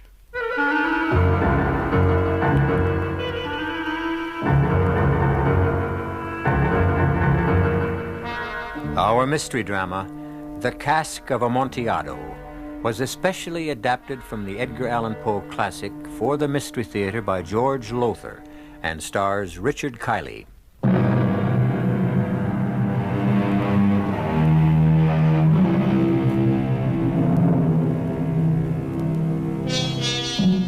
We were talking about revenge, I believe. Yes, revenge. An emotion, a passion that came to burn fiercely in the breast of a certain wine grower named Arno Montresor, a consuming fire he at last managed to quench with, oddly enough, a cask, a barrel of Amontillado sherry. It all began, this strange and terrifying tale, at the famous Montresor vineyards in Tuscany, Italy. There, on a certain day, in the office of Arno Montresor, Fortunato Bellini sealed his doom. But I must have the 1923 vintage, Arno. No other Amontillado will do. You must manage to find more for me. I would if I could perform miracles, but I can't. I've been in touch with every wine grower, every merchant in Spain. I've scoured all of Mantilla, where Amontillado is made. I can't find even a bottle of the 23 vintage, and you ask for barrels, casks. Well, a bottle is only a drop to me, you know that. You wouldn't be trying to raise the price on me. What? Considering the money you owe me, the loans I've made you, I wouldn't be surprised if you... Are you out of your mind, Fortunato? How could I possibly make enough money to pay you back by raising the price of the Amontillado you drink? You don't drink that much. Which is why I have my suspicions about you, Arno. What are you... The catacombs beneath your vineyard. You took me down to the 3rd level not so long ago and showed me. Why, there must have been at least a half-dozen casks of Amontillado. More than a year ago. And there weren't a half-dozen, there were only 4. And you've drunk them all. If there is one bottle, one drop of 1923 Amontillado left in Spain, in the world, I can't find it for you. Now, this discussion is at an end. Not altogether. I have another matter to take up with you. The money you owe me. Well, what about it? I've been paying the interest regularly. But I need the principal. Business has been bad, and I'm in need of money. I'm afraid, Arno, I must ask you to repay me. Repay? Fortunato, I don't think you realize what you're asking. I'm in no position at this time to... Come in. Ah, Margherita, my dearest. I'm sorry to interrupt you, darling. And you, Signor Bellini. You do disturb me, Signora Montresor. Always. But not in the way you mean. Well, what is it, Margherita? Tonio is waiting to see you. It's urgent, he says. What's the trouble? Something about the dampness in the 3rd level of the catacombs. He says it's getting worse and changing the temperature. Yes, the dampness is increasing down there. I'll talk to him in a few minutes. Very well, darling. Good to see you, Signor Bellini. It's more than good to see you, Signora. It is a feast to my eyes. I can't help noticing. Good day. She seemed offended with me, your wife. You never took your eyes off her. Oh, can you blame me? So young, so... About the money I owe you, Fortunato. 1 week, Arno. 1 week? You know our agreement. The loan's payable on demand, or... Or you can sell me out, but there was never any thought of that. There is now, I'm afraid. But you wouldn't. You can't. I must. I need the money. You've got to give me more time. I'll do anything you ask. Anything within reason. Within reason, you say, eh? Yes. What is it? Well, you know how I feel about your lovely wife. Just looking at her makes me feel young again.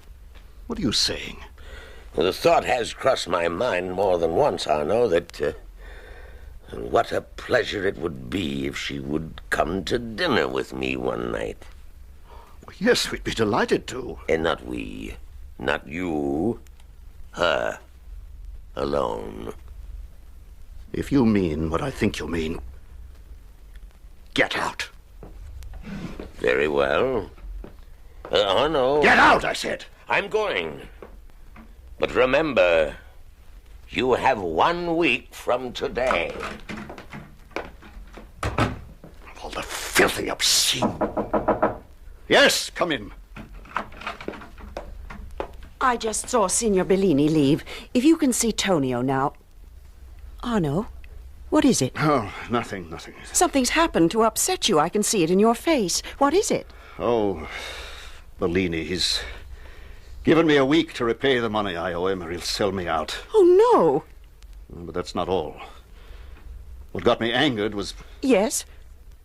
He said he'd be willing to give me an extension if you'd have dinner with him. What you mean is if I... Yes. Of all the thought of it. That fat, repulsive... But, Arno, darling, what are you going to do? Can he take the vineyard if you don't pay him in a week? The vineyard, the wine stocks in the catacombs below, the house, everything. But we'll be ruined. Yes, ruined. Oh, my dearest, there must be something we can do. Something. If you think of something, Margarita, let me know.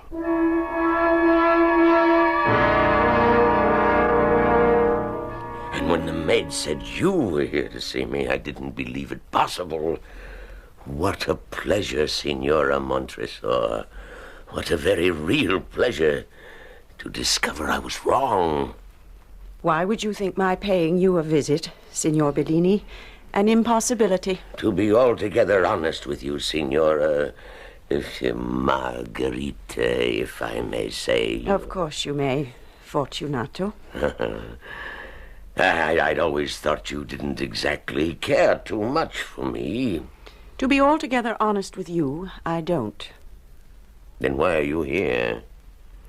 If you force Arno to repay what he owes you in 1 week, he'll be ruined. Yes? You offered to give him an extension of time if I would have dinner with you. Yes? I've thought about it. Suppose I came to lunch, say. Arno and I don't see much of each other during the day, and I'm often out shopping, so there'd be no need to explain where I'd been. Wonderful. If you cancel Arno's debt altogether. Cancel it? Totally. Oh, my dear, you are as clever as you are desirable. But I'm afraid you take me for a fool. Why? Forgive the debt altogether and enjoy your company only once? When by giving extensions of time, I can enjoy it many times over. What do you take me for? An extension wouldn't help very much. But it would help when he needs help. It's either that, Margarita, or ruin for you as well as him. Lunch, then. Say tomorrow at 1? Tomorrow at 1.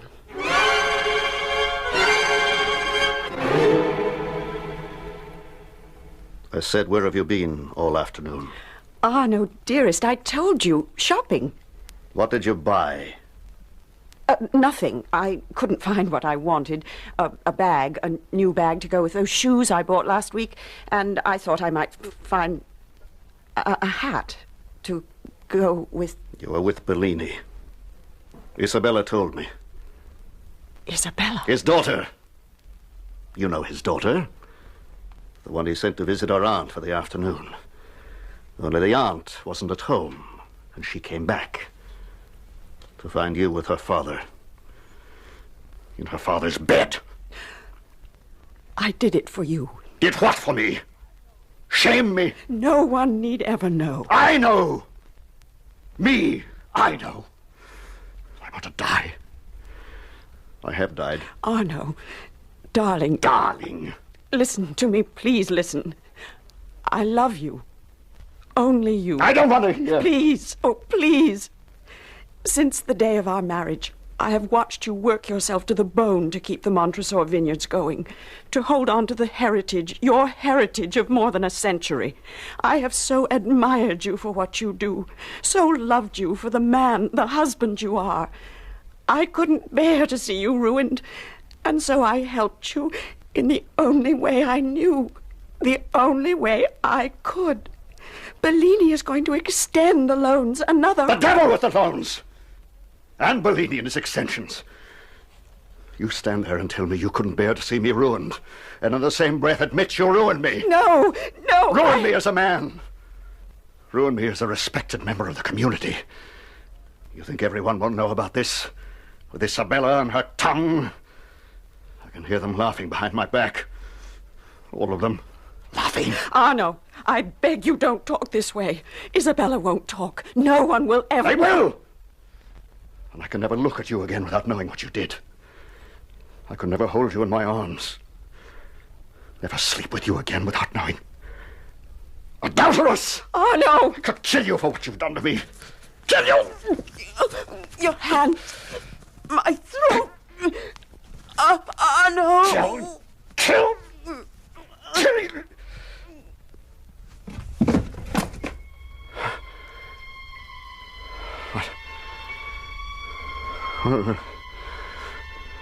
Margarita. Margarita. Is dead. Yes. And you should be for what you've done.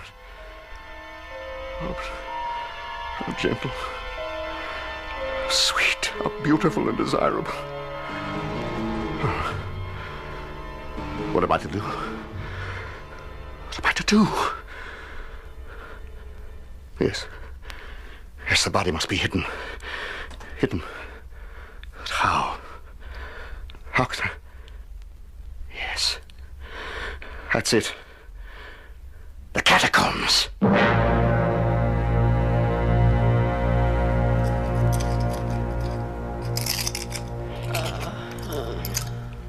Alive. She's alive. My throat. Must work fast.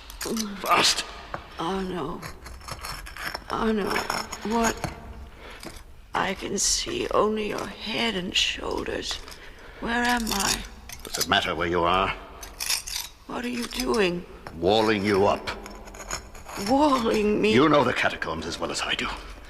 The outer walls have caved in places. There are openings that can be walled up. No one the wiser to what lies behind them. Oh, no. Arno, no. Another stone. 2 more. Only 2 more. I love you. I did what I did because I love you. And I love you. Then why are you doing this? Pull the stones away. Tear them down. No, I cannot. I will not. You are mine, but you became his. You loved me, and you loved him. No! Gave yourself to him. For your sake. You didn't want him. How can you say? Because it could be true. How do I know it isn't? How would I ever know? Oh, my God. I can't believe that. What I just said, I don't believe. But my mind is stained with the thought. My heart is shattered by it. You must die. My darling, you must. If killing me, revenging yourself on me, will help you, Arno, put in the last stone. There is nothing left for me now. Nothing of me but my love for you. The last stone. Put it in place. Yes. Yes. I love you. I love you. And I love you. I will always love you.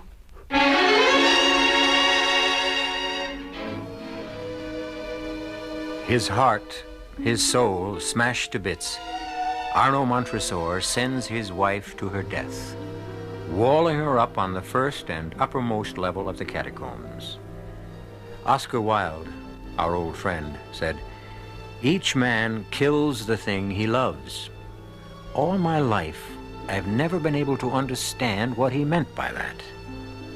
Perhaps I do now. Perhaps you do too. I'll return shortly for Act Two.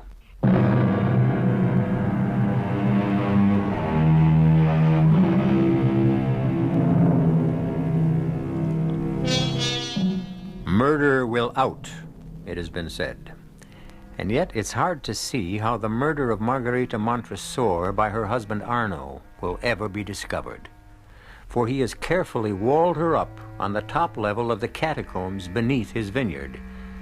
It's possible, indeed altogether likely, that had he been content with that, he would never have been found out. But a consuming passion to revenge himself on Fortunato Bellini has taken possession of him now, a passion that is to drive him into making one single, simple little mistake. Come in, Isabella. Come in. What an unexpected pleasure. Sit down. Have a glass of wine? This Lacrima Christi is particularly good. Thank you. Well, now, why have you come to see me? I'm not sure, but guilt, I suppose. Shame. What do you mean?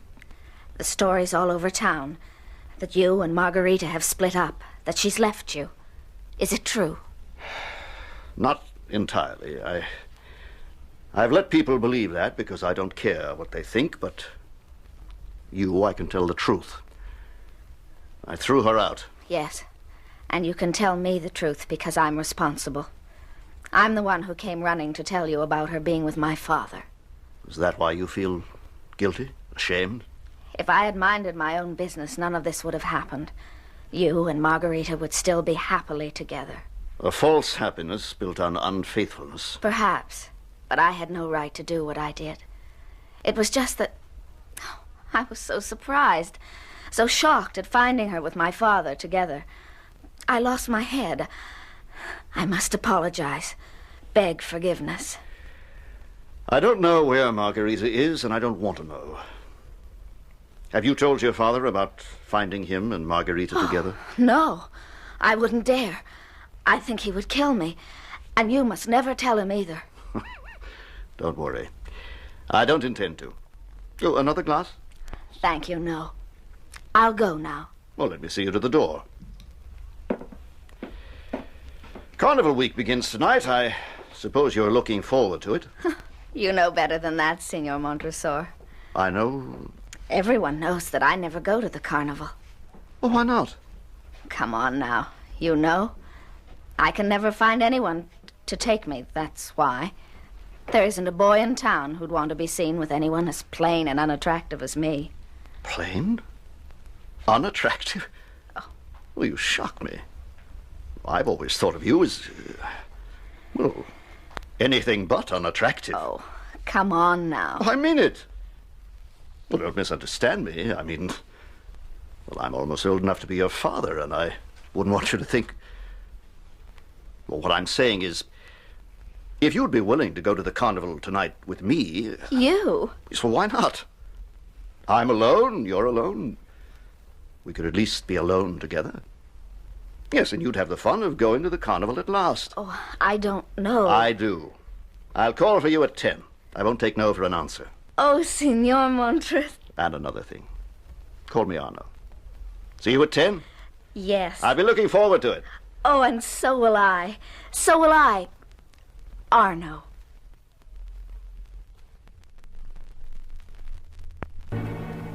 Inspector Madero? The police? Yes, senor. What do you want with me? A matter of routine, senor, nothing more. It's about your wife. Yes? What about her? It's come to our attention at headquarters that your wife is no longer living with you. Correct. Would you mind telling me why? Well, we've separated. For what reason? If you'd rather not tell... No, I'm happy to tell. We simply couldn't get along anymore. We were incompatible. Constant quarreling. It became too much, so we decided to split up. And she went elsewhere? Yes. Where? I don't know. You don't? No, I don't. To tell you the truth, I don't care. You have no idea where she might have gone? Back to her parents, perhaps? Relatives? Well, her parents are dead. As for relatives...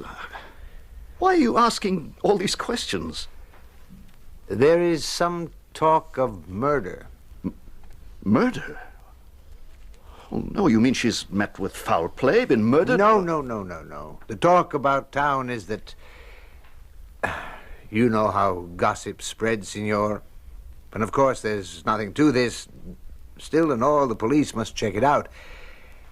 The talk is that you murdered her. I? What? It is silly, of course. Well, it's ridiculous. Utterly and completely ridiculous. Well, now, if you'll excuse me, Inspector, I have much to do. The relatives... The what? Your wife, you said she has relatives. Oh, yes. A sister in Rome and another in Florence. I'd appreciate it if you'd give me their names and addresses. Well, certainly. Only... Well, if you ask me, Inspector Madero, the police are making a mountain out of a molehill. A matter of routine, Signor. Routine. Nothing more.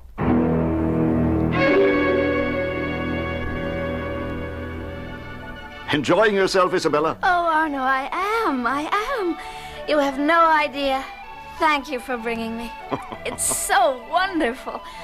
There must be thousands and thousands of lights, all kinds of colors, and the music and the people in costume and fireworks. Arno, the fireworks have started. Let's get closer. Well, if we can, but pushing through this crowd is going to be... Hey, what? Come on, Jester, stop blocking my way. Why, Arno, it's me, Fortunato. Father, I didn't know you were dressing up as a court jester.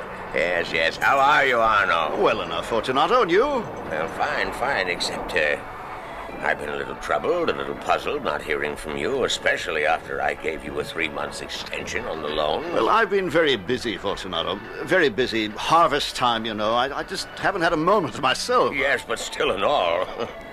Well, never mind. This is a night for fun and pleasure, which reminds me, have you managed to find some 23 Amontillado for me? Well, the truth is, Fortunato, that... Now, I don't want to get your hopes raised, You have found some. No, not yet, but I may. Now, I say I may have located a barrel of it in Mantilla. A whole cask? Oh, if that is only true. My agent is checking. I'll let you know. As soon as you do, don't waste a minute. Get it over from Spain as fast as you can. I'll do my best. Well, see you later. Look! Oh, Arno, look! At least 100 skyrockets all exploding at the same time. Yes, it's some sight, isn't it? It certainly is, Signor Montresor. Who? Oh, Inspector Madero. Well met, Signor. And isn't this Signorina Bellini with you? Yes, Isabella, this is Inspector Madero of the police. How do you do? Enjoying the carnival, I hope? Oh, yes. Oh, Arno, by the way, she didn't go to her relatives. What? Your wife. She didn't go to her sister in Rome or Florence. We checked. They haven't seen her. Oh, well, she must have gone elsewhere then. Of course. The question is, where? You have no idea, as you said, Signor. No. Yes. Well, I'll just have to keep looking till I find her.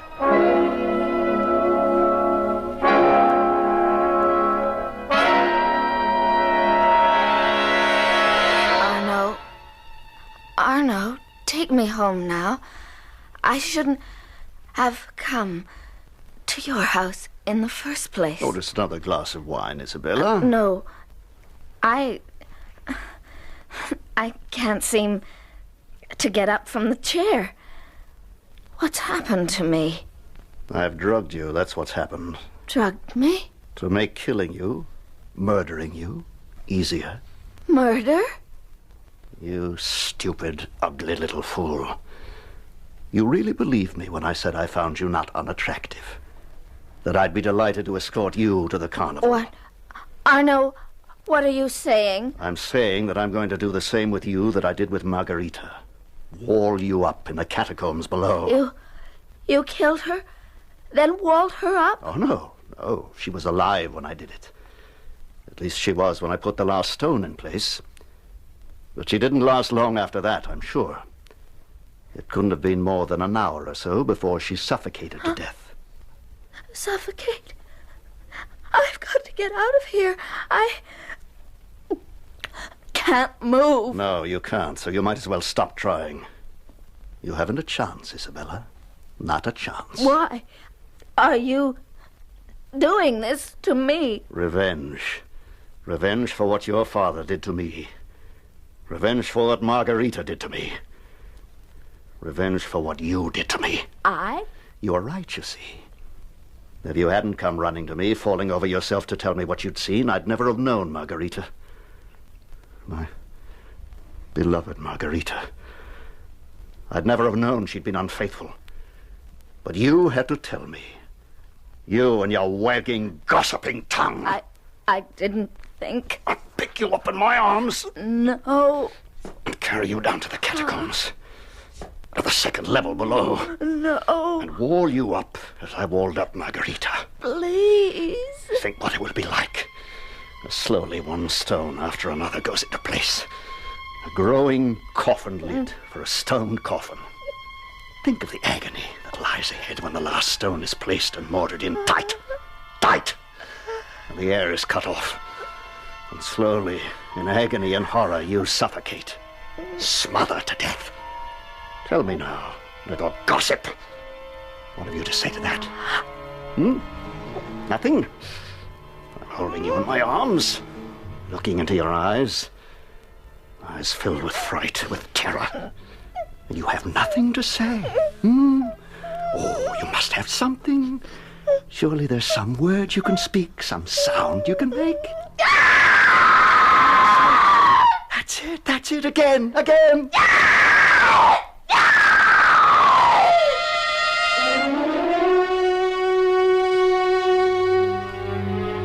Consumed by revenge, Arno Montresor bears the numbed body of Isabella away to the catacombs below, as the terror in her heart pours from her throat.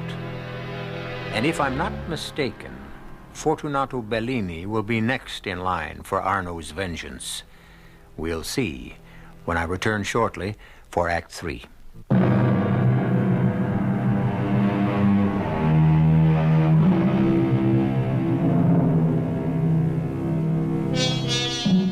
Our theme, as I have said, is revenge. But in the Cask of Amontillado, we are also dealing with the perfect crime. What more perfect place for concealing a body, concealing it for even centuries, than in the wall of a catacomb, an ancient burial ground beneath the earth, itself a house of bones and skulls and skeletons. Arno Montresor has done this with his unfaithful wife Margarita, and now with Isabella, daughter of Fortunato, who seduced Margarita. But, as with all perfect crimes, the criminal inevitably goes one step too far. Worried sick, Arno. What could have happened to Isabella after she left you? Fortunato, my good friend, I wish I could tell you, though. Really, I do think you're worrying unnecessarily. Now, what do you mean, unnecessarily? You say you brought her home last night at 12:30. That when I returned from the carnival at 3 this morning, she was not in the house. And here it is 2 in the afternoon the next day. Where is she? You ask me, she may have met with some friends and stayed with them. No, I don't think so. It isn't like her, not like her at all. I must go to the police.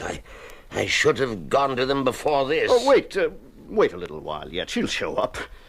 And by the way, I think I may have a surprise for you tonight. A pleasant surprise. What do you mean? You'll see. The Amontillado. You have found me some Amontillado. I didn't say that. But that's what you mean. Where did you find it? How much of it? No. You're running ahead of yourself and me. I said nothing about finding any Amontillado. If you knew how much it means to me, the craving I have for that 1923 vintage. I know. And believe me, when I tell you I've moved heaven and earth to find some for you. And you have. I didn't say that. And I'm not going to say another word until... until I'm sure I have the surprise for you. And when will that be? Perhaps tonight. Perhaps tomorrow. Perhaps never. I'll send a message to you.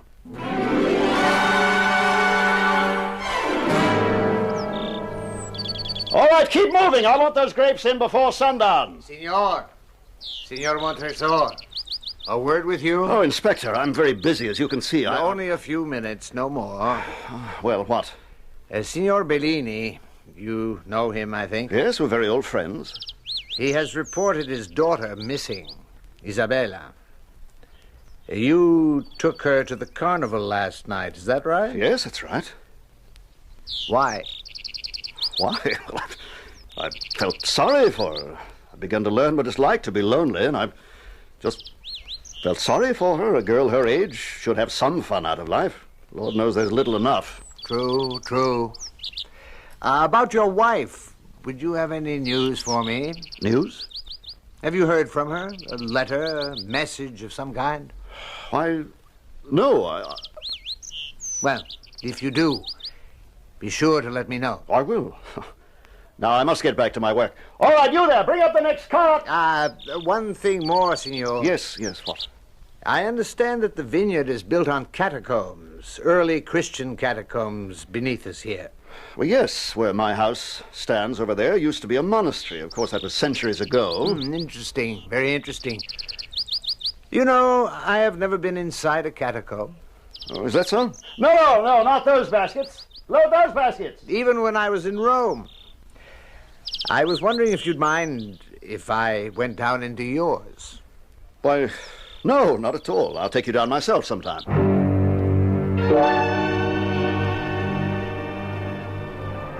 Excuse me, senor, excuse me. I'm wondering if you might have seen a girl. She's 18. Her name is Isabella Bellini, and... excuse me, signorina. Excuse me. Do you happen to know Isabella Fortunato, I've been looking all over for you. Oh, she hasn't come home. No one has seen her. Everyone I've asked is... What are you talking about? Isabella. Would I be out here on the second night of Carnival if I hadn't... Didn't you get my message? What message? I found her. What? I had to come into town late this afternoon to pick up the Cask of Amontillado. Amontillado? A cask of Amontillado? Yes, that's the surprise. My agent at Montilla several weeks ago, he found a whole cask. No. 1923 vintage. Oh. Anyway, it arrived today, and when I came into town to get it, I ran into Isabella. A cask, a whole cask? I took her to my house. Dead on her feet from lack of sleep, and my house was the closest, so... Then she's safe. Good. But the wine... At my place, too, of course. Come on along. What a lucky night for you, my friend. Yes. You found your daughter and your favorite wine.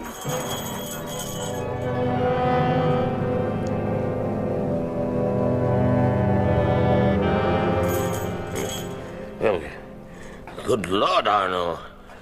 How far down into your infernal catacombs must we go? To the third level. The lowest. This is the second. One more. Why did you have to... Careful. Parts of the walls have broken down.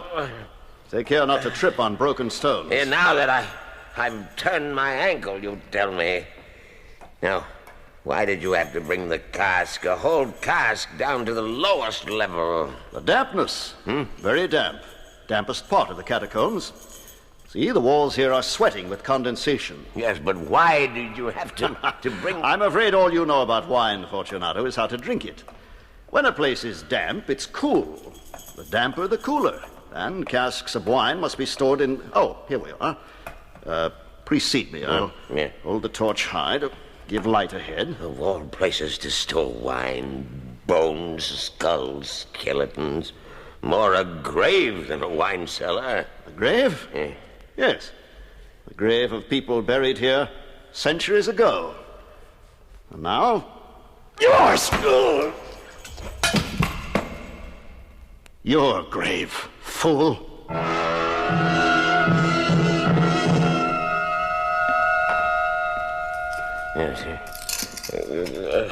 So, you're coming to your senses, Fortunato. Good. Because I want you to feel. I want you to savor every moment of horror that lies before you. My head. Oh, no. What's happened? I knocked you out. I picked up a rock and knocked you out with it. But why? What's this? My arms, my legs, I can't move them. Because you're manacled to bolts in the wall. What are you doing to me? Walling you up, my friend, as I walled up Margarita, walled up Isabella, so you can die in agony of horror, die of suffocation as they did. Oh, no, let me go. Release me, I beg you. You can beg till your tongue rots in your mouth. It'll do you no good. Anything. I'll do anything you wish. I'll give you anything you wish. You're doing that already, giving me exactly what I wish. Revenge, Fortunato. Revenge! That's it. That's it, fool. Fight to free yourself while I put another stone in place. Think. Think of what's to come when the last stone, this one, goes in place. Darkness, blackness, the blackness of the grave. The grave made of walls covered with wet slime. A grave for the living. For you, as you die slowly. Slowly die of suffocation. The last stone. See, fool? See? Watch now as I put it in place. Watch. Your eyes can't tear themselves from it, eh? Let me look into them, your eyes, and enjoy, relish, taste the hideous fear, the ghastly horror of your soul. Into place it goes. Into place, the last stone. Now!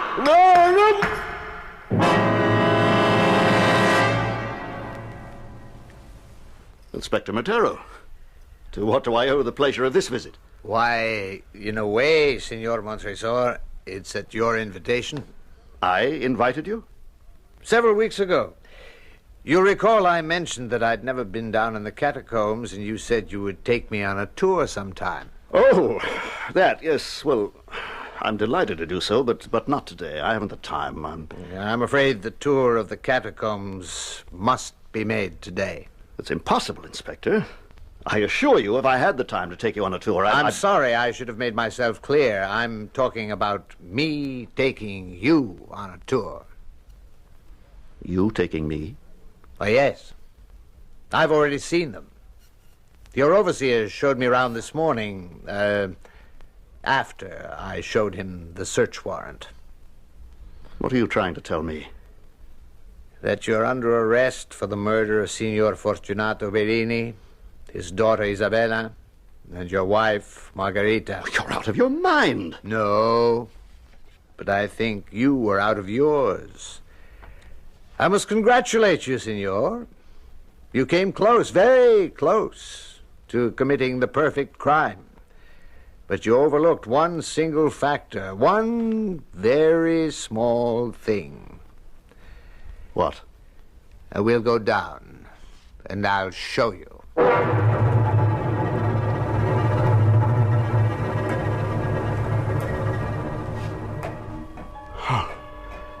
No. Yes. Fortunato's body. Exposed to view. The wall torn down. How did you find him? We didn't. But who broke the wall down then? No one. It collapsed of its own weight. You see, Senor, the one mistake you made, the one thing you forgot, was the dampness on this third level. The excessive moisture. The wetness. The cement. The cement wouldn't dry. It didn't dry.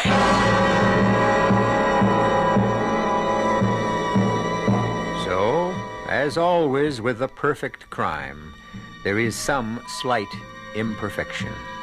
Indeed, so very slight as not to be noticed by the murderer, to his deep regret.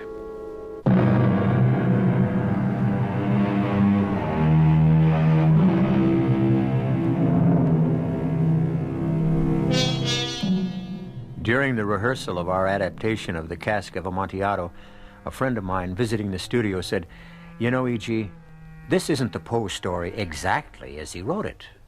I agreed that it wasn't and explained that there's such a vast difference between story writing and play writing that no adaptation can follow any story exactly. However, I also explained that our respect and admiration for Edgar Allan Poe impelled us to retain all of the original story where possible, and, above all, its chilling horror. We have reason to think Mr. Poe is pleased, and that you are too. Our cast included Richard Kiley, Francis Sternhagen, Roberta Maxwell, Leon Janney, and Robert Dryden. The entire production was under the direction of Hyman Brown. This is E.G. Marshall inviting you to return to our Mystery Theater for another adventure in the macabre. Until next time, pleasant dreams.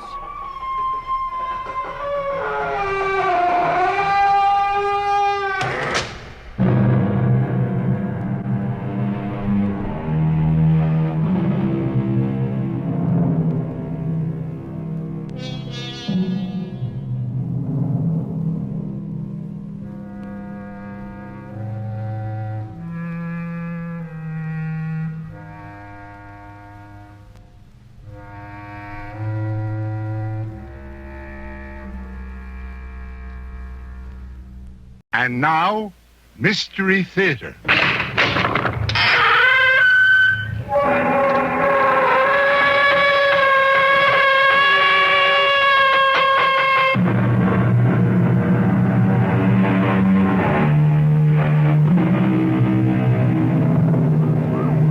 Come in.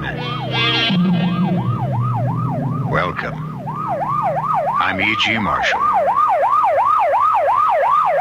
No matter how many times I hear that sound, it still sends a chill down my spine. You know it's a police car or ambulance on the way to or from an emergency in which someone is badly hurt. At Mercy Hospital, not everyone arrives with the shriek of a siren. Most arrive quietly with the help of a relative or friend. Some come alone, hoping against hope that the grasping pain around the heart is only indigestion.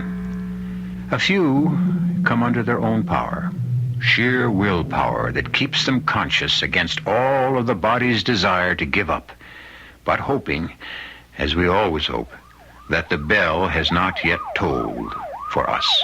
Hear that, Chief? What, Dr. Grant? Siren. Oh, I hope it isn't one of our ambulances. Well, 10 to 1 it is. There's one of those nights an emergency when... Help. Here. Help. All right, Toby, give me a hand. Yes. Orderly, get that rolling cart. Oh, he's heavy. He's just about unconscious. Where are you hurt, sir? Stomach. All right, orderly.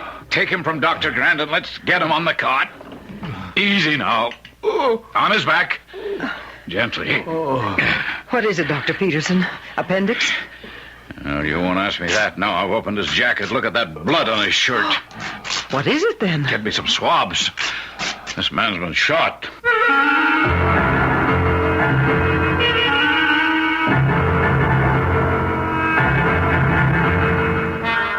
Our mystery drama, The Witness is Death, was written especially for the Mystery Theater by Ian Martin and stars Joan Shea and Ken Harvey.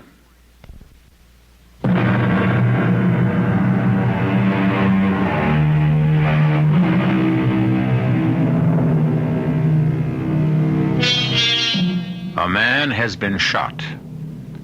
How? Why? Who is he?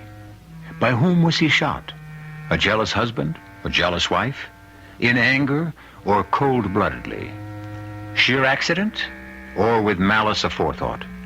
All these questions must wait as Dr. Brian Peterson works quickly and deftly, knowing this man is on the borderline between life and death and trying to find out who he is. Can you give us your name, sir? I don't know. You don't know your name? No. Who shot? Rip open the rest of his shirt and get your stethoscope on his heart. Yes. We see how he's doing. Will do. Sir, can you hear me? No. Damn, he wasn't shot all that recently. He must have hemorrhaged internally like mad. Orderly, you and the nurse take him straight to emergency. Alert Dr. Aiello. We're going to need anesthesia. He doesn't look like the kind of man to get mixed up in a shooting. Looks can be deceiving, as you'll find out. MS intern. Is he going to die? Not as long as he's breathing. Nurse, get me some gloves. I want a good look at that bullet wound. Swab off the area again, Doctor. And I see the wound? Yes. It's small. Definitely point of entry. Just one shot. It's all I see. All right, thank you, nurse. Get me a probe and some retractors. Thank you. Now, let's have a better look. It was no toy bullet. Heavy .38 could be a police special. And the bullet's still inside. All right, get us an emergency OR, Doctor. We're going to have to go in. Doctor, should you risk operating without a release? I mean, who knows who this man is? Oh, we have information. We know he's white, male, and from his hands, I'd say some kind of workman.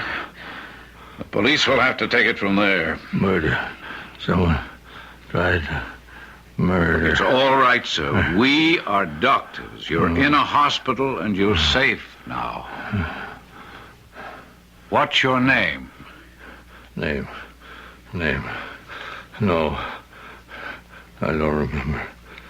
I don't remember nothing except tried murder. Okay, Toby. Go call the police. Then come up to OR. You can scrub and assist me on this one.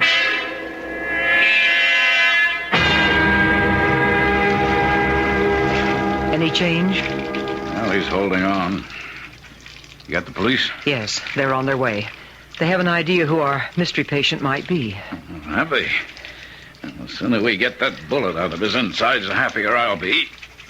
It's behind his spleen, resting on the spine. You say the police think they know who he is? Yes, a man named Roy Richardson. That name mean anything to you? Of course. Don't you dames ever read the papers? Of course not, Doctor. We're always too busy curling our hair or recoloring our nails. Oh, don't get your back up. Well, then stop looking down your nose. I happen to have been on duty 60 hours out of the last 72. No, I haven't read the papers. Who is Roy Richardson?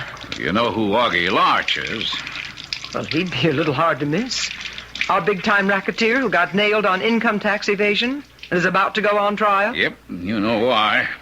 Oh, because someone in his organization was willing to turn state's evidence in order to... Roy Richardson. That's the guy's name. Yeah. He's the witness. If we can bring him through.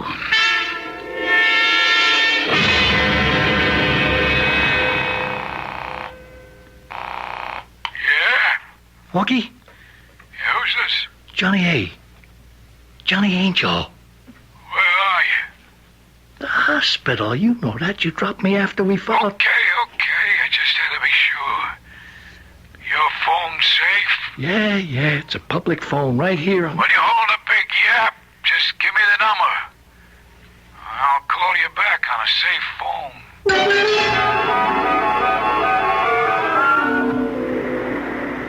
Suction.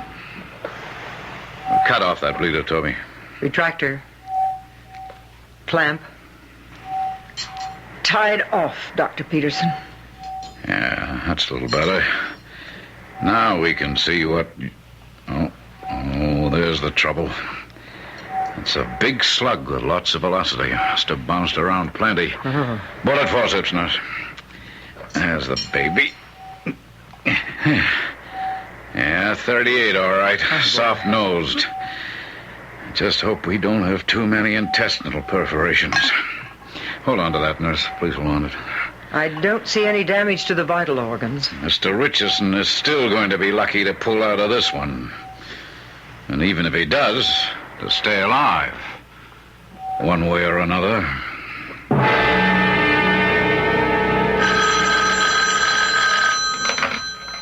Mercy Hospital? It's okay, Augie. It's me. It's Johnny A. Okay. What's the scoop? They're operating on him now. Yeah, did he talk? I don't think so. He barely made it in the door. I saw the lock but couldn't get to him in time. Is he gonna make it? I got no way of knowing. You better make sure he don't. Augie, what can I do here in the hospital? You better figure that luck never comes to. He can nail me, and I don't intend to be nailed. But if I should be, you better know you're deep-sixed. But Augie... Don't talk, move! I'm gonna give you a safe number you can contact me through. And if you need Gus, I'll send him to you. If that Fink's mouth has got to be shut, let Gus handle it. That dummy is expendable. Only you back him up and make sure.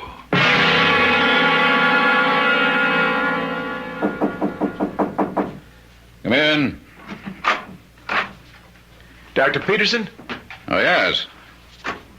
Detective Sergeant Sam Marshall. Oh, how are you, Detective? I'm sorry to have kept you waiting, but I just got down from the operating room. How's your patient? Good constitution. He came through a very tough operation very well. He's going to live then? Well, I can't tell you that. The next 24 hours will tell. I understand he was in no condition to talk when he got here. That's right. Or give his name? That's right. Just something about murder. But I had a notion from Dr. Grant, who reported the Bulletin, that you had a pretty fair idea who he was. Well, we know that a witness in a trial due to start next week against Augie Larch disappeared last night, or at least somewhere between midnight and 8 this morning. Roy Richardson. Yeah. We've been keeping his picture out of the papers to protect him. It looks as if you didn't do a very good job of that, Sergeant. Richardson was the one who ducked us. This the man you operated on, Dr. Peterson? Well, no. No, I've never seen this man before in my life. That's the way a cop's life goes, Doc. No, I've got to open a new file. Who the devil is your John Doe? Well, we found no identification on him. Looks like that's your problem, unless... Unless what? Well, unless... I guess everyone can't resist trying to play cop, Sergeant, but when this man got to the hospital, he'd been carrying that slug in him for some time. Uh-huh. I don't see how he could have made it on his feet for so long unless... Uh-oh. What is it? Look down there. The parking lot for the hospital. Huh? See that car down there? Uh-huh. Next to my red convertible? Is that yours? No. I hope I can do a better job of parking than that. Anyway, isn't that space reserved for doctors? Yes, but it's also right near the emergency entrance. Come on, Sergeant. Maybe we can find out the easy way who Mr. Roy Richardson isn't and just how he's mixed up in this. There's blood all over the seat. Don't touch the wheel, Doctor. You find anything? Registration for the car. Joseph C. Wilson, 1440 Fourville Avenue. Height 5'11", 1/2. Weight 170. Eyes blue-gray. Hair light brown. Age 36. Sound familiar? Yes, that could be the man I operated on. Description fits. Mm-hmm. Apex Insurance. In case of accident, notify Mrs. Joseph Wilson. Let's go do that little thing, Doctor. You know this Wilson? I mean, was he another witness? Never heard of him. But I'd give a lot for a few words with him. Richardson is still missing, and my hunch is any deal he thought he could make with Augie Larch was one way. The odds are that Richardson is already at the bottom of some convenient lake. The big question is, did they intend to dump Mr. Wilson there, too? Or was he one of them, and something went wrong? Either way, you've got to help me get something out of the guy. We had Augie Larch just where we wanted him. And I don't want to see him get off the hook.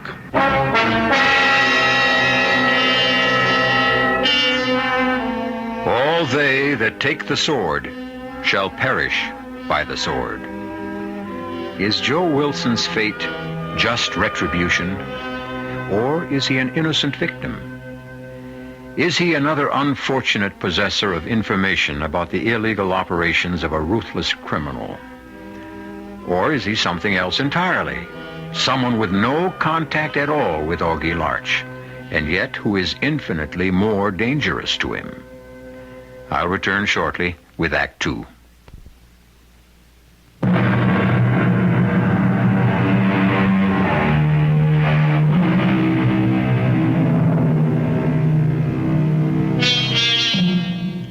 At the hospital, in the intensive care unit, lies the man for whom we seem to have found a name.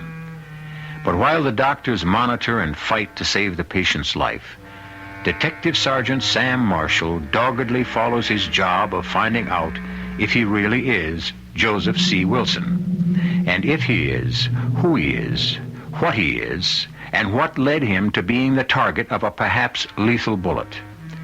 As soon as the necessary police machinery has been set in motion, he goes personally to interview Joe's wife, Helen. And I was frantic. I was just going to call you. The police, I mean. Now you tell me this. How could anyone ever shoot my Joe? Well, the point is somebody did, Mrs. Wilson. Now, I've seen a picture of him. There's no doubt it's your husband. But why? Joe didn't have any enemies. Not that kind, anyway. What does your husband do for a living? He's a plumber. Does he have a partner, work for a firm? No, he's just in business for himself. Does he stay out much nights? Oh, not Joe. Outside of his work, the kids and me are his whole life. How many children do you have?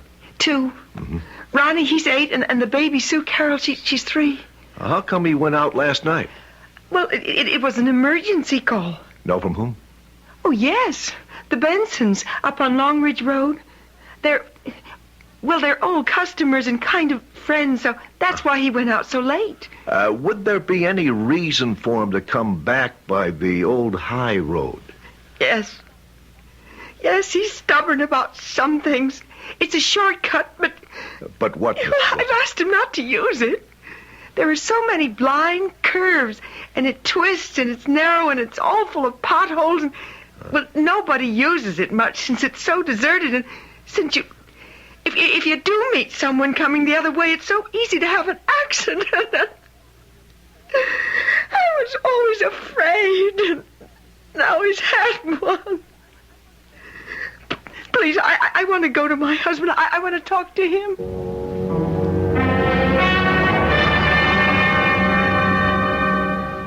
Morning, Mr. Wilson. I'm Dr. Peterson. How am I doing, Doc? Thanks to a good, strong constitution, fine. You got any pain? Some. Helen. Does Helen know about me? Yes. What happened? Oh, just that you were shot. That's all any of us knows yet. There, is a detective of police down in my office who would like to... No. I want to see my wife first. Yes, she's right outside. Nurse, you can get Mrs. Wilson and bring her in. Doc. Yes? Could I, see her alone for a minute? Well, if you promise not to overexcite yourself. I don't want to scare you, but you're a long way from being out of the woods yet. I promise. Joe, darling. Helen, baby. You're all right, honey? You know me. I can eat anything, even a lead slug. Well, I'll give you two a moment alone. Come on, nurse. Joe, what happened? Shh. They gone. They just stepped outside the door. What are you mixed up in? I'm not mixed up in anything. Why are you so scared? You got shot, didn't you? I want to know why. I can tell you, but I'm not so sure about... Oh, why did I take that shortcut after all the times you asked me not to? Helen, I think I saw a guy murdered. And I don't want to start throwing any weight around, Doctor, but if there's any possibility your patient in there may die, I need a statement and some information from him. I don't know if I can permit that, Sergeant. His wife was allowed to see him this morning. Only for a little while, and only if she didn't allow him to get overexcited. I promised to take it easy. It's just... Well, Roy Richardson is still missing. Without him, we have no case against Augie Larch. Very well, then. But a few minutes, and I'm going to be in there to make sure you don't upset him. Be my guest. Why should I upset him if he's got nothing to hide? This is Detective Sergeant Marshall, Joe. He wants to ask you a few questions. I'll do, Sergeant. Feeling better? Well, kind of weak, like. Go ahead. You're a plumber, Mr. Wilson, huh? Yep. And last night you were called on an emergency job late after dinner. That's right, the Bensons. Good customers, good friends of mine. Mm-hmm. They sprung a leak in the main water valve coming under the house. And quite a time of it before I could get a new washer in there. And afterwards, you came home by the old high road? That's right. Saves about 3 miles over going around a new road. At what time was this, Mr. Wilson? 11, maybe 11:45. And what time did you leave to go to the Bensons? Around 7:30.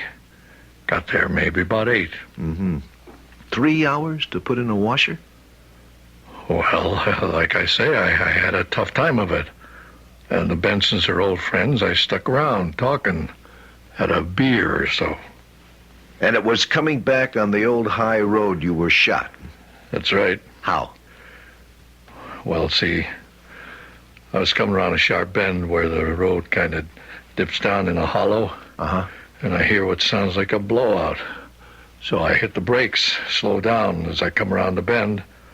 And I see in my headlights this car parked off the road by the lake, facing me, with the headlights off. The car was off the road? Well, half on the shoulder. And right beside it, there was 2 other guys lifting someone like he was hurt. I stopped, and I got out, and I yelled, "Could I help?" And before I knew it, one of them pulled a gun and took a shot at me. And hit you? That's why I'm here. What did you do then? What would you do? I dived from my car. Thank God I left the engine running, and I took off right past him like a hound dog with a bee up his tail. They shoot at you again? Sergeant, I don't know. All I knew was I was hurt and heading for the hospital. Another thing to thank God for. They hadn't pulled off the road. I'd never got past them. You know Roy Richardson, Mr. Wilson? Name's familiar, but... You ever hear of Augie Larch? Oh, you mean the gangster, the mob guy? Now, you tell me. Was he one of the men you saw murder Roy Richardson? Oh, I don't know for sure who was murdered, or even if it was. Oh, you must have seen these men in your headlights. Could you identify any of them for us? Oh, I don't know if you'd be willing to try, huh? Well, I guess. Sure. I mean... All right, Sergeant, I'm sorry, but I'll have to stop you. That's quite enough for now. Okay, you're the doctor. But I'm going to have to talk to him again. Just so long as it won't endanger his life. Oh, don't worry about that. His life is just as important to me as it is to you, Doctor. But from here on in, I'm going to do everything I can to protect it.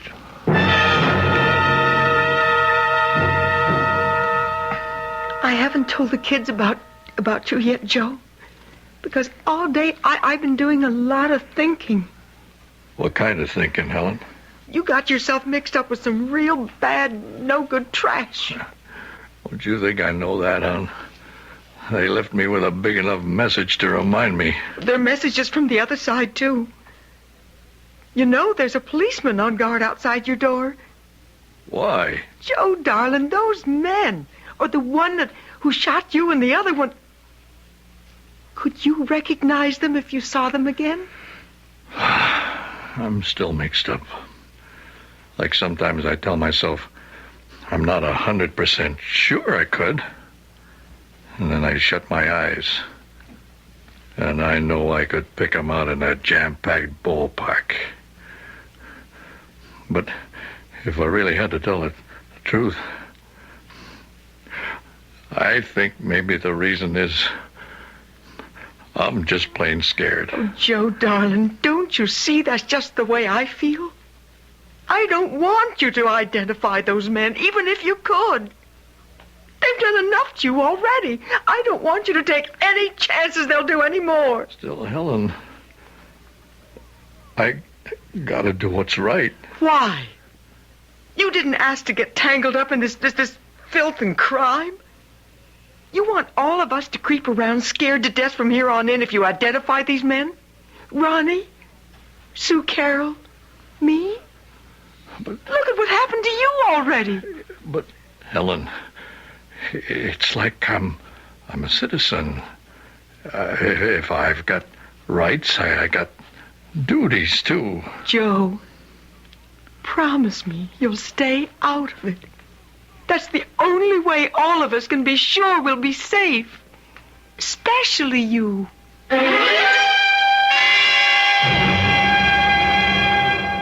You're sure, Sergeant Marshall? Positive identification, Doctor. He hadn't been in the water that long. After talking to Mr. Wilson, we located the spot where the shooting took place. We had a crew with us, and they brought up Richardson the third time down. Bullet through his head. So there goes your witness on the evasion of taxes trial. Small potatoes. Now we can get him on a bigger rap. Murder? If your patient, Mr. Wilson, comes through. Can I see him now?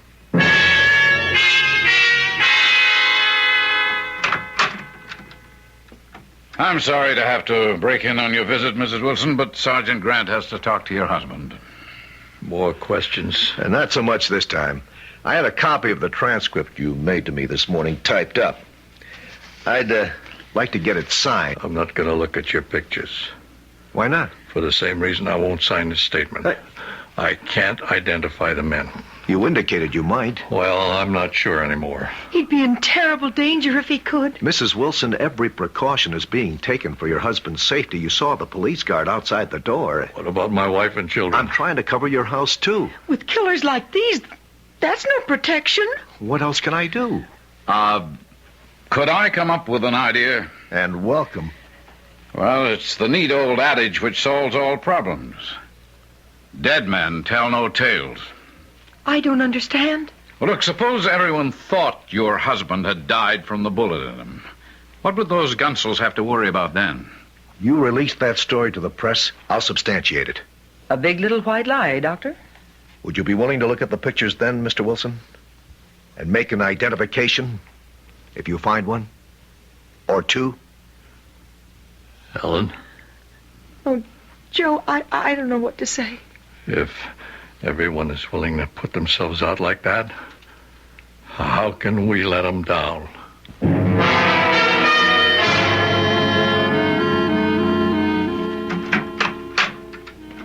Morning, Joe. Well, how's it going today? Well, I ain't ready to take on Muhammad Ali, but I'm getting there. Well, this may give you a lift. The morning paper, page 1. Shooting victim succumbs. Joseph Wilson, age 37, died at Mercy Hospital last night as the result of a mysterious bullet wound inflicted while he was driving along the old high road. Wilson, a plumber by trade, leaves a wife, Helen, and 2 children, ages 8 and 3. Let me see that. Well, you have the right. Not many men get to see their own obituaries. Sure gives a man a funny feeling. I'll bet.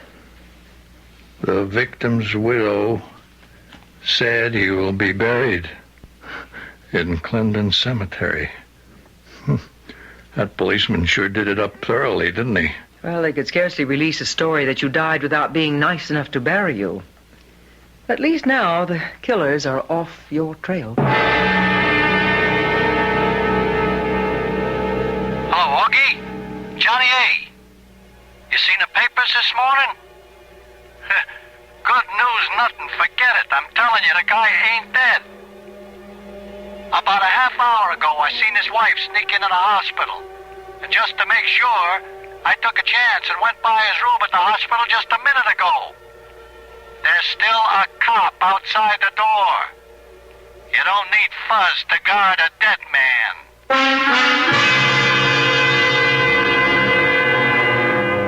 So, it appears that our innocent bystander is still in jeopardy. Has a brilliantly performed operation saved his life, only to have it threatened once again? I'll return shortly with the answer to that, and Act 3.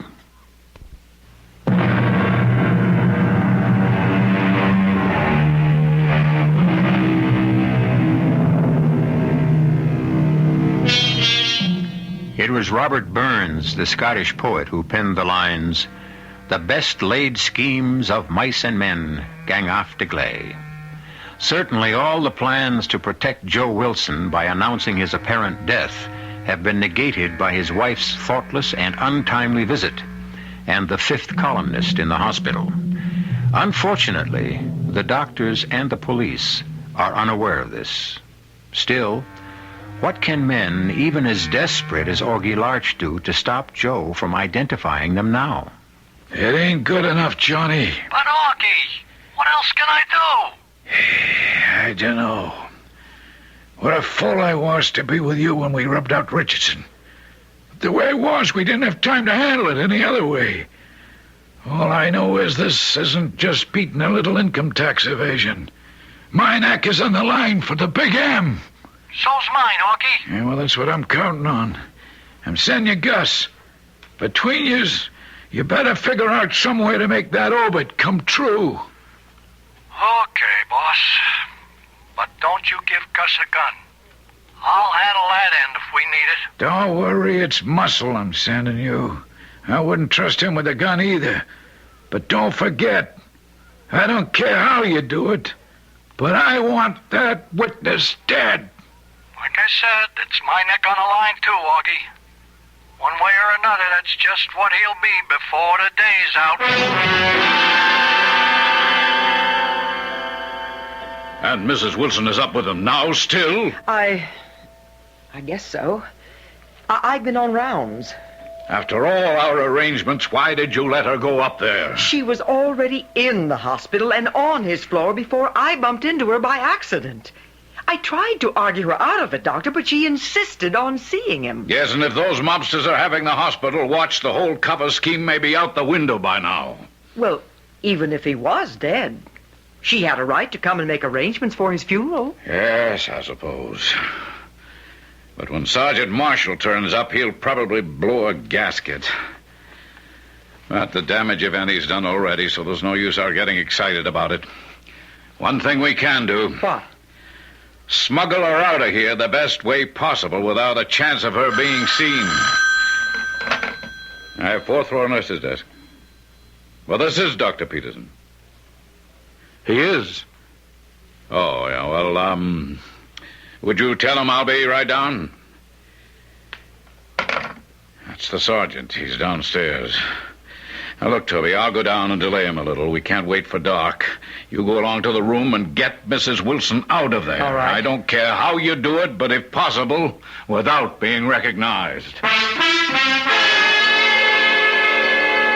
Honey, I don't care how long you argue with me. You're not going to change my mind. Joe, why should you risk your life? Helen, I know you love me. But you should have gone on out to Dayton with the kids like we planned. Oh. You took an awful chance coming here today when I'm supposed to be... I know. But I told you. I sent the kids off last night, and your Ma and Pa were going to meet them. I couldn't go, Joe. I laid awake all night worrying about the chance you're taking. And I had to come to ask you not to take it. Baby, I'm a citizen. It's my duty. I'm sorry to break in on you, but Sergeant Marshall is downstairs and on the way up. Mrs. Wilson, I think you'd better get out of here. Helen, you listen to the doctor and me. You go. You let me do what I have to. Joe. If I'm going to live, I have to live with myself. And there's only one way I guess I can do that.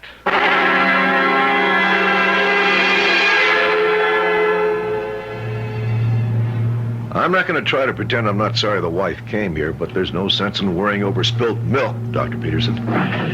Sooner we get a positive identification on who murdered Roy Richardson, the sooner Joe Wilson will be out of danger. From outside threats, perhaps. The man is still fighting for his life from the damage that bullet did to him inside.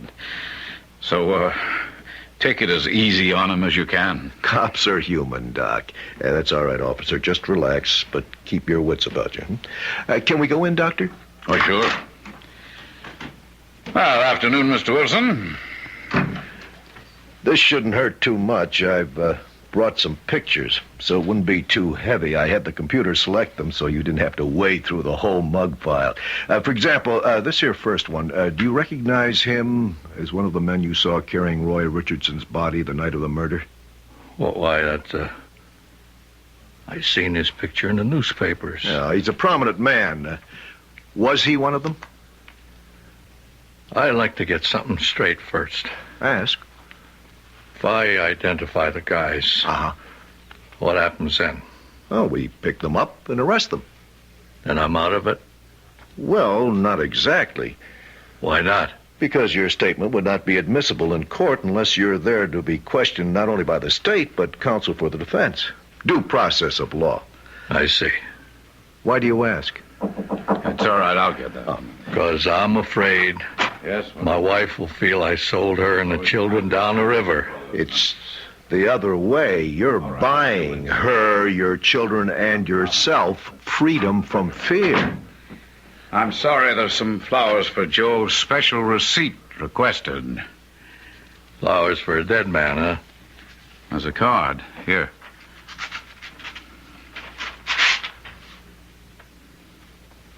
You read it, Sergeant.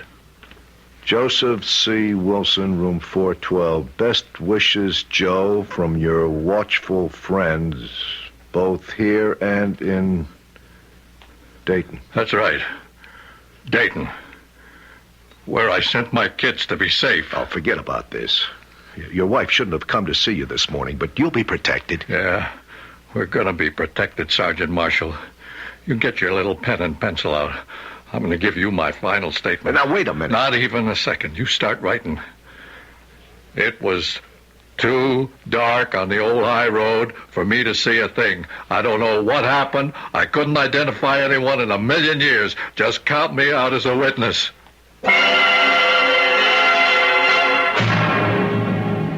Oh, Toby, you look bushed.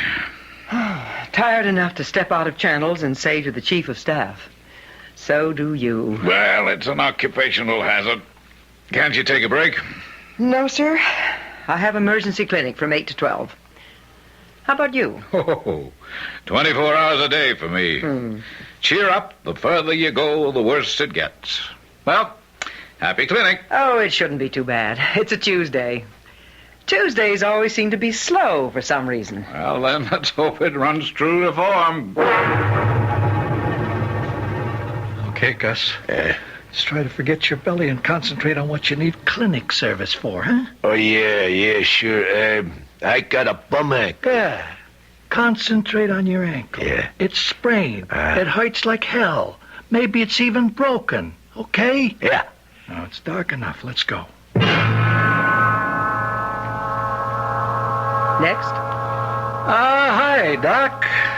Not so busy tonight, huh? Which makes doctors thankful for small mercies. I guess you are fast. What's the matter with your friend? Well, we was visiting a friend here in the hospital. Yeah. And on the way out, I turned my ankle on a step coming down to the front door. Oh, the pain! On the steps down, leaving the hospital? Well, let's have a look. Which ankle? The right, Doctor. Yeah. Well, I don't see any evidence of Well, now we're all alone. Can you see this, Doctor? A gun? That's right. Well, you must be paranoid. One shot in this whole hospital. Wouldn't hear a thing. New silencer, see? Close the door, Gus. Right. What is it you want? Get us in to see Joe Wilson. And get us out with him. You ought to be able to figure a way. But real quick. Do you really think you can parade me through the hospital at the point of a gun? Even a silenced one? No parade, Doc. Nobody's going to pay us any attention. You're already dressed the part. Gus on a rolling cart like this here. You get me a set of whites like an orderly. We're taking poor Gus and his badly sprained ankle to X-ray or wherever. Now let's stop stalling and get moving. Okay, Gus, you just lie down. Yeah. Now, Doc, you on the front end of the cart and me pushing on the back. Only stay on the side, real close. Feel the gun. What are you going to do with Mr. Wilson when you get there? Get rid of him. But I promise you, he hasn't identified anyone to the police. He ain't gonna have the chance. And what about me? You're not so hot at guessing, are you, Doc?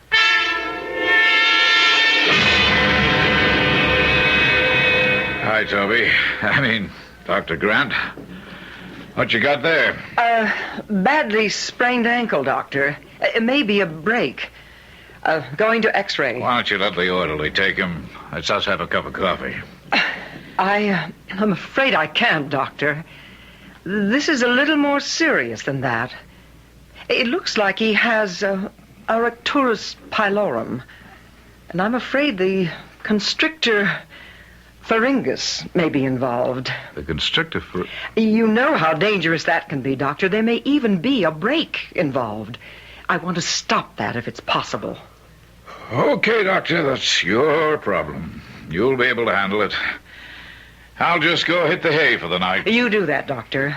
I've got to get this man up to 4th floor X-ray for special pictures. Oh, by the way, you better take the back elevator. The front one's out of whack again. Oh, I didn't know. Oh, didn't the orderly tell you? Well, he's a new man, Doctor. We'll handle it. Okay, it's your problem. I'm going home and forget the hospital exists. Nice going, Miss Doc. You handle that real sensible. Now, how far to the other elevator? Oh, not far. Just a few zigs and zags. It's in the old building. But what do you expect to do when you get there? Just substitute our stretcher passenger for Joe Wilson. Gus has an orderly suit he can change to.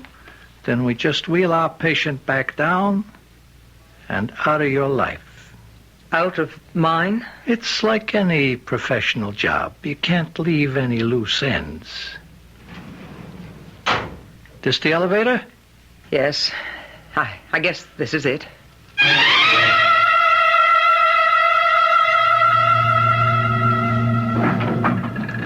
Now look. This is the last lap.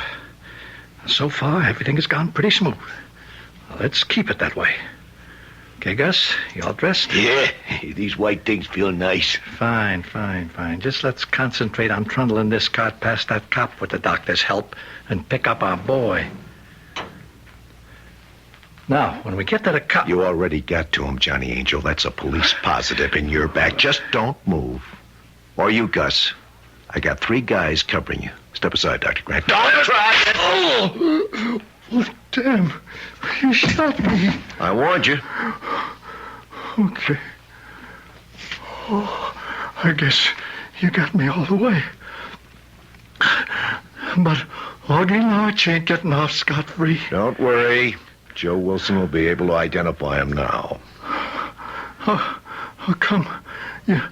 You nailed me. Oh, you shouldn't fool around with doctors, Johnny, eh? Male or female. You're just not smart enough. What do you mean? Well, you tell him, Doctor. Well, Gus was supposed to have a sprained ankle. When Dr. Peterson asked me what was the matter with him, remember what I told him? Some double talk. I said he had an erecturus pylorum. Yeah, what's that mean? It's a very small muscle at the base of the hair follicles. You gave me the old double O. Yeah, not the ankle. A muscle at the base of each hair in your head. It's enough to make your hair stand on end. Isn't it, Johnny Angel?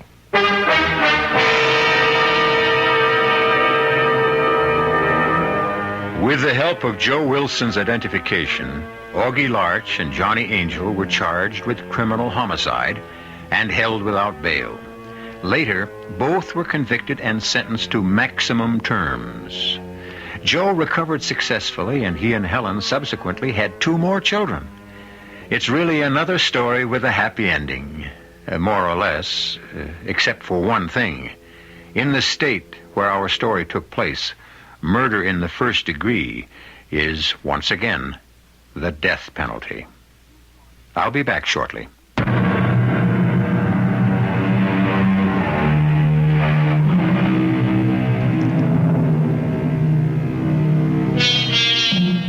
The one thing that remained strongest in Joe Wilson's mind after the horror and pain of his experience had faded was the decision he had come to, finally, to make the identification. For whatever satisfaction the criminal's attempt to stop him may have given them on the way to the grave, for the rest of his life, Joe had a far better one. He could face himself every morning in the mirror and be sure, more than most of us, that he was a man. And a good one. Our cast included Joan Shea, Ken Harvey, Sam Gray, and Ian Martin. The entire production was under the direction of Hyman Brown.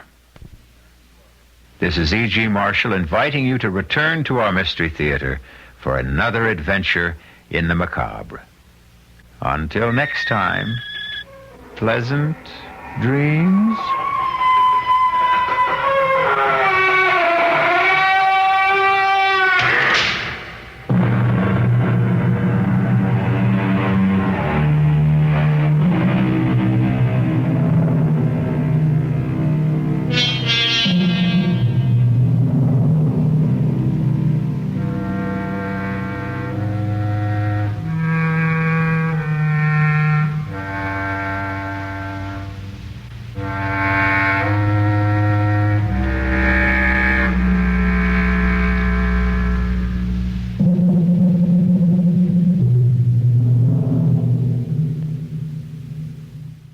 And now, Mystery Theater.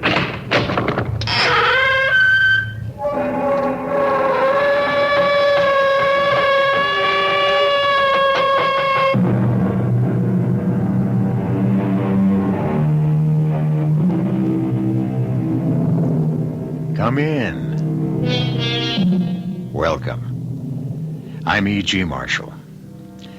Settle down and let me ask you a profound and difficult question. What is faith? I'm frank to tell you, I don't know. The word faith is in the dictionary, but do we know that the man who compiled the dictionary knew any more about faith than we do? Well, I should like to give you my favorite description of faith, which comes from the Bible, from the book of Hebrews, where it is written, "Faith is the substance of things hoped for, the evidence of things not seen." And that is what our story is all about.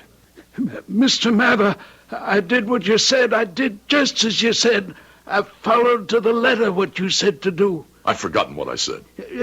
You said, wait till the sun is straight overhead, then go to the big rock, the one that's worn off at the top. You said to take off all your clothes and lie on your belly and press your face hard into the rock and lick the rock with your tongue, you said. Lick the rock 29 times with your tongue.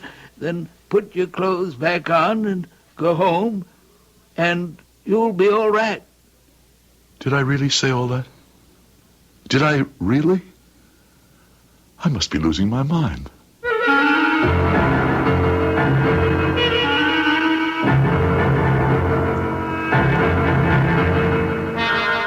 Our mystery drama, Faith and the Faker, was written especially for the Mystery Theater by Elspeth Eric and stars Howard Da Silva.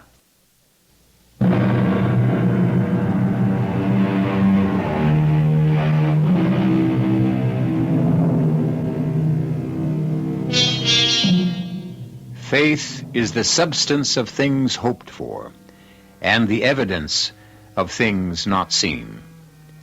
Such is the theme of our story, and the leading player is a man who never had faith in anything but himself, and not in the better part of himself either, as we shall soon discover. I'll get the door open in a second, Mr. Mather.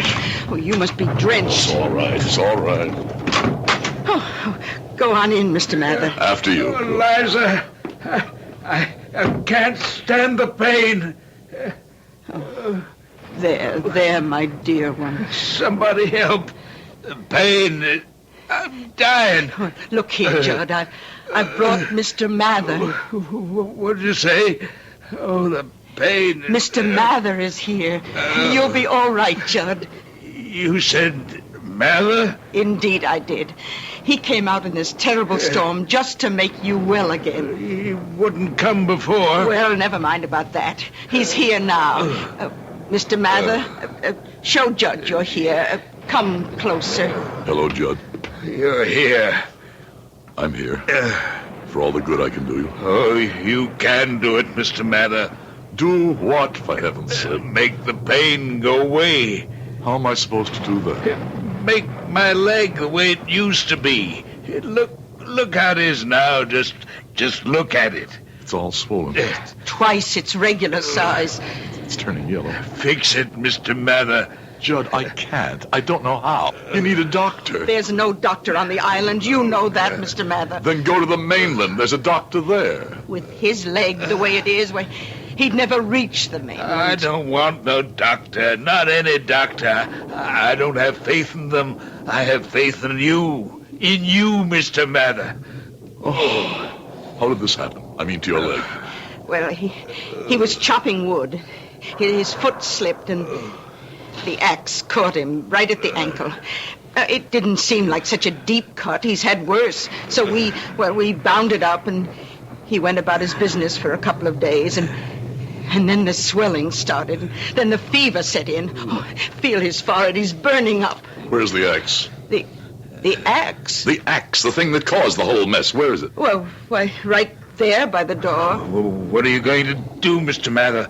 You won't cut my leg off, will you? Oh, of course I'm not going to cut off your leg. I'm going to punish this axe. I'm going to make it suffer. I'm going to torture it. I'm going to make it endure such pain. But how? How are you going to do that, Mr. Mather? I'm going to crucify it. Crucify? Give me some strong nails and a hammer, Eliza. Yes, Mr. Mather. You're going to crucify the axe? Right here, on this door. Don't you think it deserves to be crucified after what it did to you? Oh, yes. Here are the nails and the hammer. Now, you'll hang on this door, you villain. You'll hang there till you waste away and rot. You understand? Oh, and Judd. Yeah, Mr. Mather? Be sure you hold on. Hold on to your life. Hold on to your faith. I will. I'll try. I will. The thing that tried to kill you is being punished. Now I'm going to tell you what else you must do. Tell me. I'll do it, I promise you. I'll do it. I want you to lie very still in your bed and keep your eyes fixed on the axe. Never let your gaze wander from the axe on the door. Think to yourself how the axe is suffering. Curse it if you like. God will forgive you, for believe me, the devil is in that axe. Have faith, Judd. Keep your faith constant. And keep your eyes on the axe. God bless you, Mr. Mather. Now I must get back to my wife. Oh, how is your dear wife? The same. Good night to you both. Oh, good night. God bless you, Mr. Mather. Well, now, wasn't that terrible of me, never thinking to ask about his poor wife? Paralyzed all these years, and him not able to do a thing to help her. Be quiet, woman. I'm watching the axe.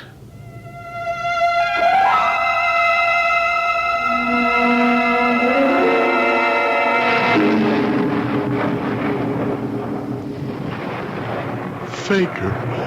Miserable, lying faker. Charlatan. Hypocrites. Imposter. If there is a God in heaven, he'd strike me dead for my endless frauds. One after another.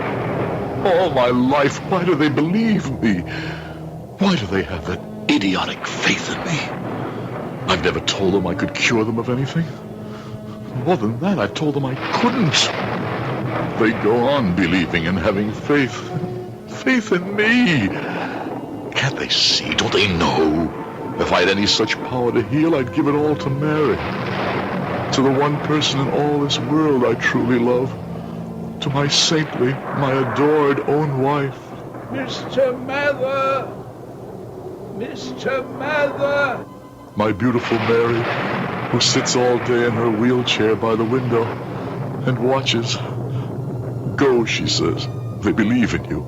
They have faith in you. Go. And I go, and I know I can do nothing. I don't even know what ails them. But I invent some darn fool rigmarole, and sometimes it works. I don't know why. Mr. Mather, wait up for me. Well, who is it? It's Moses, Mr. Mather. What are you doing out in the storm? Why aren't you back in that cave you call home? I've been looking for you. I had to tell you, Mr. Mather. It worked. What worked? I'm cured. My stomach's firmed up. The sickness is gone. Oh, Mr. Mather, I did what you said. I did just as you said. I've forgotten what I said. Forgotten? Well, how could you forget? You cured me of the sickness that was taking away all my strength, that was making a skeleton of me.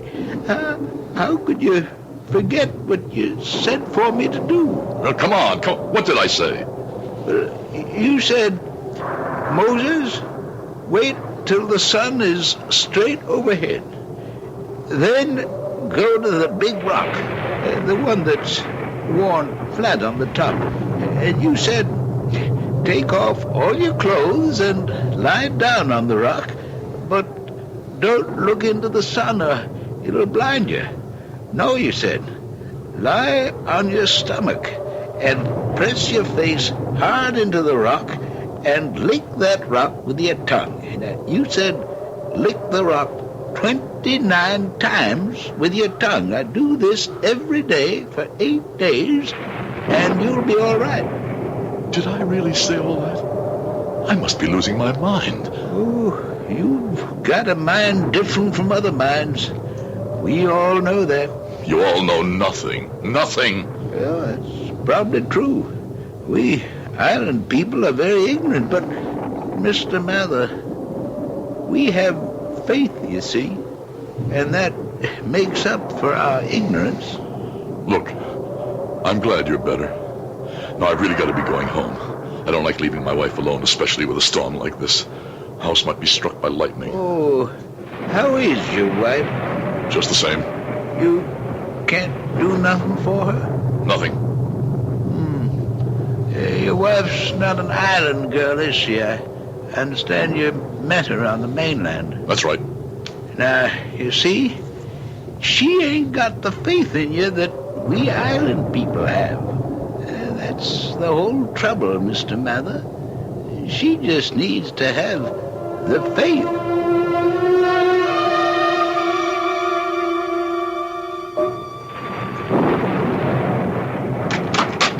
Mary? I'm here, dear. I just made some tea. I thought you'd need it. I do. It's on the kitchen table. Come join me. I shall, of course I shall. I want to hear what happened to poor Judd. I think I'll have a spot of rum in my tea. You? No, not for me. Now tell me. Oh, Mary. Why do you make me go on these fool errands? I don't think they're foolish. Oh, there's Judd lying in bed with his legs swollen the size of a tree trunk and the color of a lemon. I asked him how he'd done it, and he said he'd cut his ankle with an axe. It wasn't much of a cut, so they just bound it up with something. And a few days later, it started to swell. Well, there he is. Can't move out of bed in terrible pain with a raging fever. So what did you do for him? What could I do? I don't know anything about such things. If I tried to do anything, I could kill him. Oh, but you did something, didn't you? Oh, yes, I did something. I crucified the axe. Crucified the axe? Well, they were both looking at me, and I felt so helpless, I did the first thing that came into my mind. I asked Eliza for hammer and nails, and I nailed the axe to the door. Then I told Judd to lie perfectly still, never take his eyes off the axe, to think how the axe was suffering for the sin it had committed. Mary, I don't know why I did that or why I said that. I thought it would take the poor man's mind off his pain. It will help. I'm sure it will. You help so many people. Why can't I help you? I don't care for any of them. I care only for you. If only you knew how I love you. I know, dearest. More every day, I swear it. Each day I think to myself, no man has ever loved a woman as I love my Mary. Then the sun goes down and rises again. And as the day dawns, I think, I love her more today than I did yesterday. And yesterday I loved her so much I thought I would burst with loving her. And here it is another day and I love her even more. How can such things be? I don't know. I'm just content that they are. Mary, I must tell you something. What, my darling? It was not always that way with me. What way? I didn't always love you. No. When we met, I told you almost right away that I loved you. But that wasn't true. No. When I asked you to marry me and I said I loved you beyond anything on earth, that wasn't true. No. The whole first year we were married, I didn't love you. But then we decided to come here to live on this island. It would be cheaper to live here, we said. But I think it was something else that made us come here. I think it was something in me that made me want to leave the mainland and all that sort of life that I'd lived there, and to be on this tiny spot, surrounded with water, set to the music of seagulls. I wanted to live here alone with you. It was then that I began to love you, not before. I know. Have you always known? Yes. I might have guessed. That's the sort of woman you are. Oh, Mary. There's a doctor on the mainland. If I could get him to come here. Now, darling, you know how... Or if somehow I could get you to the mainland where he could take a look at you. Dearest, before we came here, we saw a dozen doctors. And they all said the same thing. Do you love me less because I can't walk? You know I don't. Well, but this doctor on the mainland, he would know of specialists, of medical centers. Things have been developed in the last 10 years. That would all be very expensive, my darling. I could get the money somehow. How? I don't know. Somehow, borrow it. Borrow it from whom? Everyone here is as poor as we are. Oh, if we only had the stock in the silver mine that was promised us. I know. If only the old man hadn't died. What's the use of thinking about that?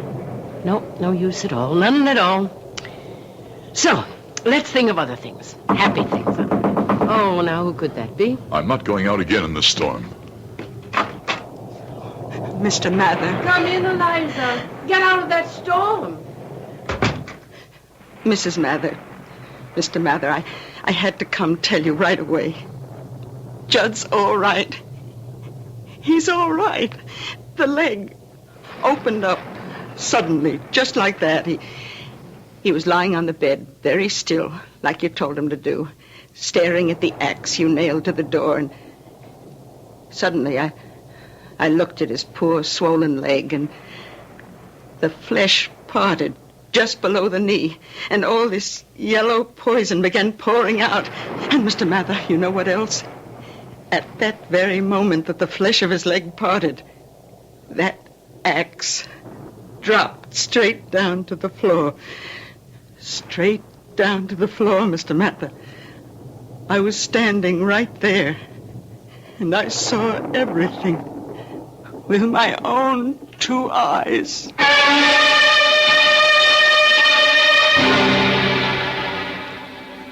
To what do you wish to ascribe this amazing happening? Was it coincidence? Plain luck? Was it some wisp of magic floating in the air?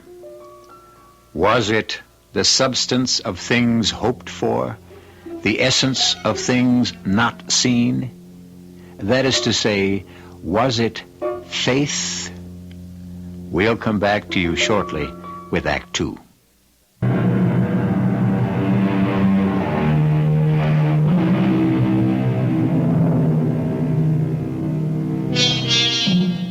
Weeks have passed since Mather visited the man with the sorely infected leg. And Mather's life with his beloved Mary has resumed its normal course. A narrow life, lived meagerly, yet happily, because of the great love between them. Then one day... Mary? Mary? Yes, dear. I'll be right there. No, I'll come to you. No, now don't you bother. This wheelchair gets me around very well. It's my chariot. Anyway, that's the way I think of it. Oh, what have you got there? It's a letter. A letter? Mm-hmm. Packet from the mainland was in the harbor when I was coming back from the market. Captain shouted to me and held up this. He was as surprised as I was. Now, who on earth would be writing to us? Oh, you don't suppose it could possibly be about the silver mine stocks? Oh, no. Oh, no, it's too much. Is it about the silver mine? Oh, no. You remember a few weeks back I told you about old Moses who lives in a cave near the sea? Oh. How he was troubled with a bad case of diarrhea, and the poor old man was near to exhaustion. He begged me for help. Well, what could I say? I said the first thing that came into my head. I said, go lie on the flat rock at midday, lie on your belly for an hour. Then, because it didn't sound like much of a recommendation, I said, lick the rock 29 times. I don't know what made me say that. I suppose I liked the sound of it. And did he do it? Faithfully, every day. And it worked. It actually worked. Oh, darling. I don't understand why it worked. It was such an idiotic thing to tell him to do. But it did work. You made it work. Wait. A week ago, I was passing by that rock, and I climbed up and took some scrapings of it with my knife, and I mailed them to a laboratory and asked them to analyze it. This letter is their answer. Mary, that rock, that silly flat rock lying out there in the sun, it contains a large percentage of kaolin. Of kaolin, Mary. Do you realize what that means? Why, I don't even know what kaolin is. It's a kind of clay, a very fine clay, almost invisible to the naked eye, and it has the property of absorbing things. Oh, it's famous, Mary. People use it in porcelain and for other things, but most importantly, they use it to correct the condition that was destroying poor Moses. Don't tell him. Don't tell Moses. Why not? Well, he wouldn't understand, and he'd rather think it was you. But I don't want him to think it was me. I'll get that. Nicholas, how are you? It's my wife, Mr. Mather. She's very bad. Come in, Nicholas. What's the matter with Nellie? It's the migraine, Mary. Nellie's half out of her mind with it. Mr. Mather, please do something for her. Nicholas, I know nothing about migraine headaches. What about the pills the doctor from the mainland gave her? Oh, they do no good at all. Darling, you must go. But I can't do anything. You'll think of something. Please, Mr. Mather. All right, let's go.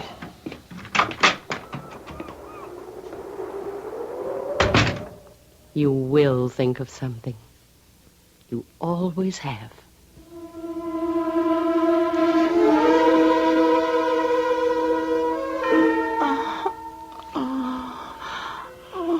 Now, Nellie, I know how much it hurts. An anvil is being struck inside your head. Yes, it's just worse. I know. She can't bear to move her head, not even to take some water. I'm not going to ask you to move your head, Nellie. I'm not going to ask you to move anything. I'm simply going to take your hands in mine. Here. First the right hand, then the left hand. There, that's all. That's all? Hush. This is between Nellie and me, Nicholas. Now, Nellie, try to look at me if you can. Look deep into my eyes. Yes. Look into my eyes, but don't think of me. Think only of your hands. Feel how cold they are. Oh, cold, like ice. Now think of the ice melting. Think of sun shining on ice, shining on your hands. Hot sunlight. Hot. Your hands are getting warmer. Warmer. And warmer. And warmer. Why, your hands are beginning to feel hot, burning. I can hardly hold them. Don't let go, because... Oh, don't let go. Why, Nellie? Because my head is beginning to clear. Is it true? Is it true, Nellie? Oh, the pain. The pain is leaving me. Hold on to my hands till the pain is gone. Don't worry. I'll sit right here and hold your hands till the pain is quite gone.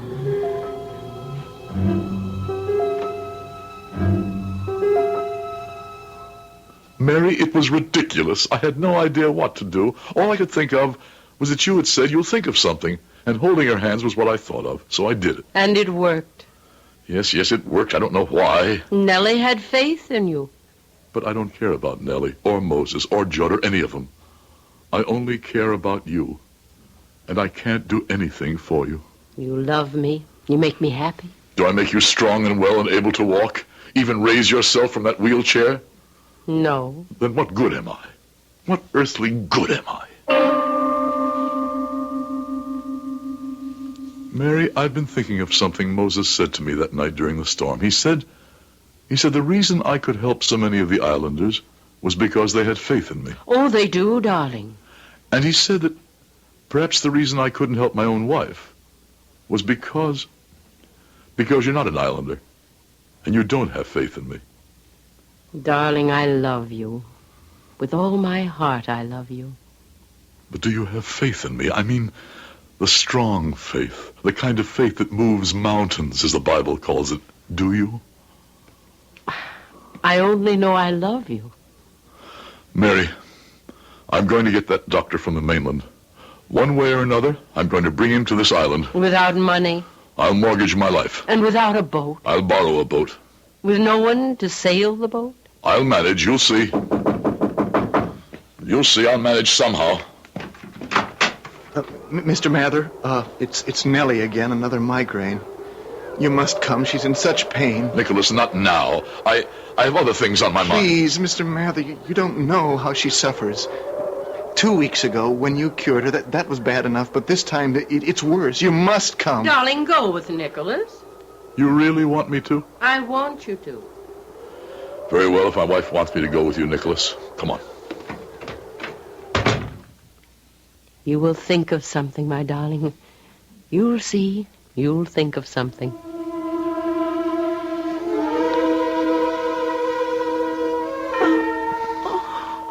I know. It hurts, doesn't it, Nellie? I know it hurts.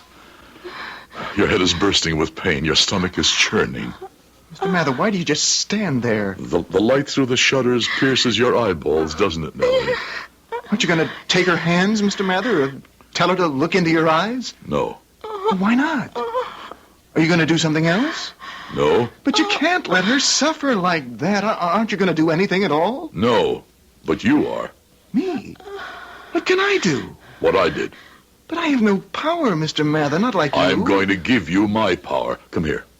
Pull that chair up to your wife's bedside. Sit down. Now, take your wife's hands in yours. That's right. Nellie, look at your husband. Look at him. Nicholas. Dearest. Nellie, your hands are in your husband's hands. Now I'm going to put my hands on top of his hands. Whatever power is in me will pass from my hands into his. Do you understand? Yes. Do you understand, Nicholas? Yes. All right, then. Now look deep into your husband's eyes, Nellie. Never let your gaze wander. And you, Nicholas, keep your eyes fixed on the eyes of your wife. That's it. Very good. Neither of you knew the moment when I removed my hands. That means that my power went into the hands of Nicholas. And now the power in the hands of Nicholas is passing into your hands, Nellie. Yes. I feel... What do you feel? Heat. Heat in my hands. My hands are burning. They are burning, Mr. Mather. I can feel them. Like flame. Don't let go. Hold on, Nellie. How does your head feel? Better. Much better. Oh, Nellie. The pain is nearly gone. Stay like that, the two of you, for another 10 minutes, and the pain will be gone completely. Oh, Mr. Mather. Oh, how can we ever thank you? I must be getting back to my wife now. Well, surely there must be something we can do for you. You've done so much for us. Nothing really. Oh, wait a moment. You have a boat, don't you? Yes, I do. And Nicholas, you know how to sail it? Yes, I know how to sail it. Will you take me to the mainland in your boat? Of course. And bring me back? Well, yes, I certainly will, Mr. Mather. Fine. Sometime in the next couple of weeks. Oh, one other thing, Nicholas. You and I will be making the trip to the mainland alone. But on the return trip, there will be another man with us, a very important personage. Is that understood? Anything you say, Mr. Mather. We owe you so much. You will repay me in full.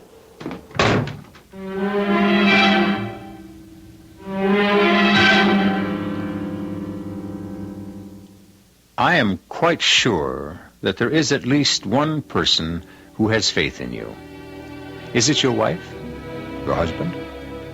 Your father or mother? A child?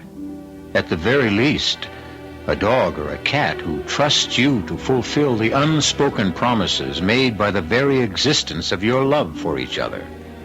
Of course there is. Though if, and I hate to utter the words, if there is not, then you must be the unhappiest person in the world. I'll be back shortly with Act 3.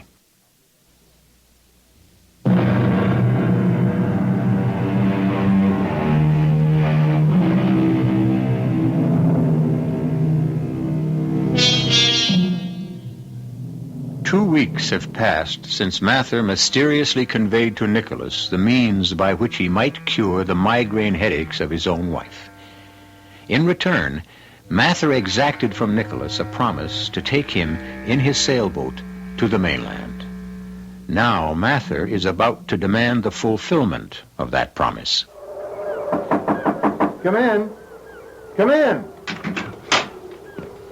Mr. Mather, come in. Come sit down. Have some coffee with us. Thank you, no, Nellie. Another time. Nicholas, today is the day. What day is that?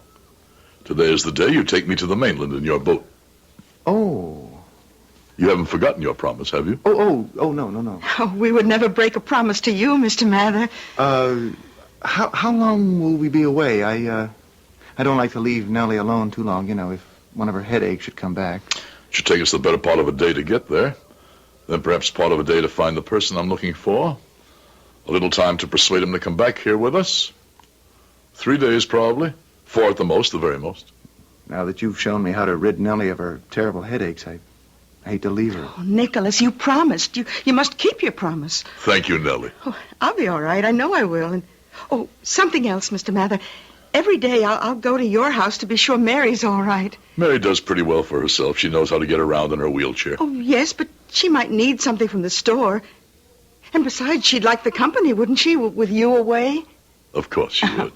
And it's very kind of you to offer. Nicholas, bring the boat to my dock in, we'll say about an hour. Well, I could be there sooner if you like. No, an hour would be soon enough. I want a chance to talk to my wife, tell her of Nellie's kind offer, and a few other things. Goodbye, and thanks to you both. A good journey, Mr. Mather. I'll see to that.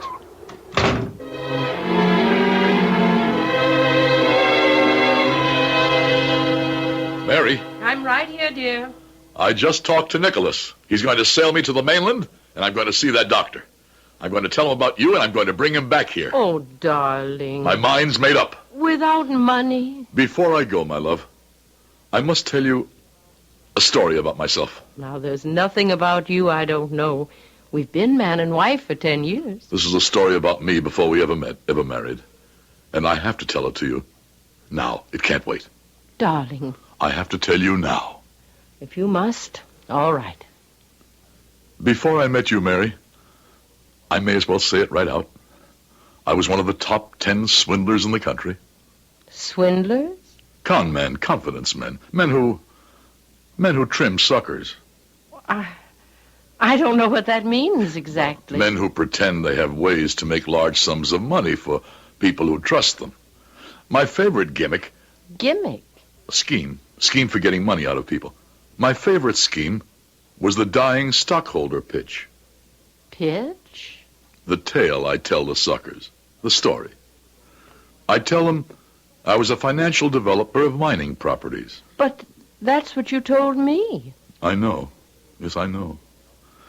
Then I tell them that there was this silver mine out in Nevada or someplace that had been closed down 5 years ago when the vein ran out. But now the State Bureau of Mines had found a new vein, and it was going to open it up again. Well, you told me... Wait. Then I tell them that the last quotation on it was $1 a share, but if the mine was to be reopened, it would be worth 10. Well, yes, dear, but I'd say that the only hitch was that the stock was held by a very, very old man, a very sick old man. A very sick old man who was desperate for money, and if he got it right away, he'd sell the stock at $1 a share. I know all this. I know you do, because I told the whole story to you. And you gave me all your money, Mary, all your savings, every penny you had in the world. But the old man died. He died before he could transfer the silver mine stock. That's what I told you. And he spent the money on doctors and nurses. That's what you said. And he never got around to sending us the stock certificates. So we had no proof that we'd sent him the money to pay for the certificates. That's what you told me. Oh, Mary, my sweetest, my dearest, my most beloved. There never were stock certificates. There never was a silver mine. There never was an old man who was sick and dying. Well, then what happened to the money? I kept it. It's what we've been living on for the last 10 years. But why? I don't understand. Why didn't you just take my money and go off somewhere? You must know the answer to that. But I don't. Because I couldn't bear to leave you. But why not? Because I'd begun to love you. It was such a strange, such a new feeling for me. Because I'd never loved anyone in my life. I didn't know how to say the word. Even when I asked you to marry me, the word love wouldn't come to my lips. I remember. But you married me anyway, and oh, my darling, for 10 years, such love has been growing in my heart. And I've watched it grow. And now, my dearest, I'm going to sail to the mainland with Nicholas. I'm going to find the doctor who will make you well, who will release you from that wheelchair so that you can walk, run on the beach with me. But we're happy the way we are. Dearest, tell me before I go. Tell me you forgive me for the lies I told you 10 years ago. For the lie I've lived ever since. For 10 years, I've known all I needed to know about you. That you loved me. Nicholas will be along pretty soon with his boat. Let's just sit by the window and wait for him. And hold each other's hand. And not talk at all.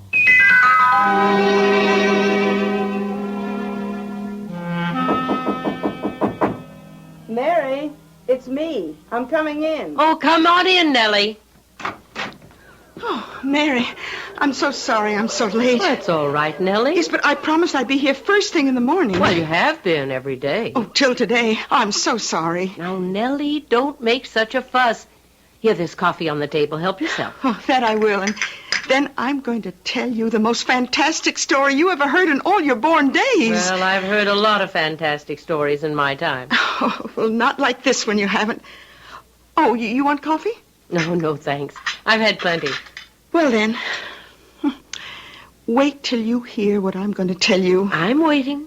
But as you very well know, your husband and mine have been gone for 3 days. Today will be the 4th day. Yeah, well, you know, Nicholas was very nervous about going because he didn't want to leave me. But to tell you the truth, I was nervous about his going, too, for fear I might have another one of my headaches.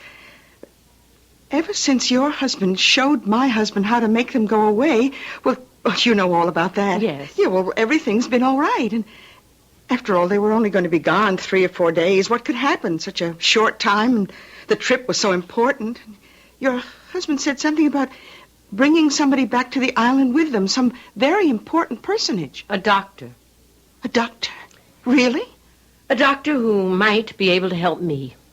Yes, it's so strange that your husband can help everybody, but he can't help you. Oh, he helps me. Just by living with me and loving me. Oh, but not to walk. No. But go on with what you were going to tell me. Oh, well, Mary, this morning I woke up and... What do you think? I don't know, Nellie. Tell me. Another migraine headache. That's what I woke up with. Oh, no, Nellie, no. I was in despair, that the pain... But then, you know what I did? I lay quietly in my bed, and I thought of Nicholas. And I thought of your husband, too, I admit it. And I thought of how they held my hands and looked into my eyes, and how my hands grew warmer and warmer as they held them, and how the pain in my head grew less and less. And Mary, do you know what started to happen? Tell me. My hands grew warmer and warmer till they were hot. I did it myself, Mary, all by myself.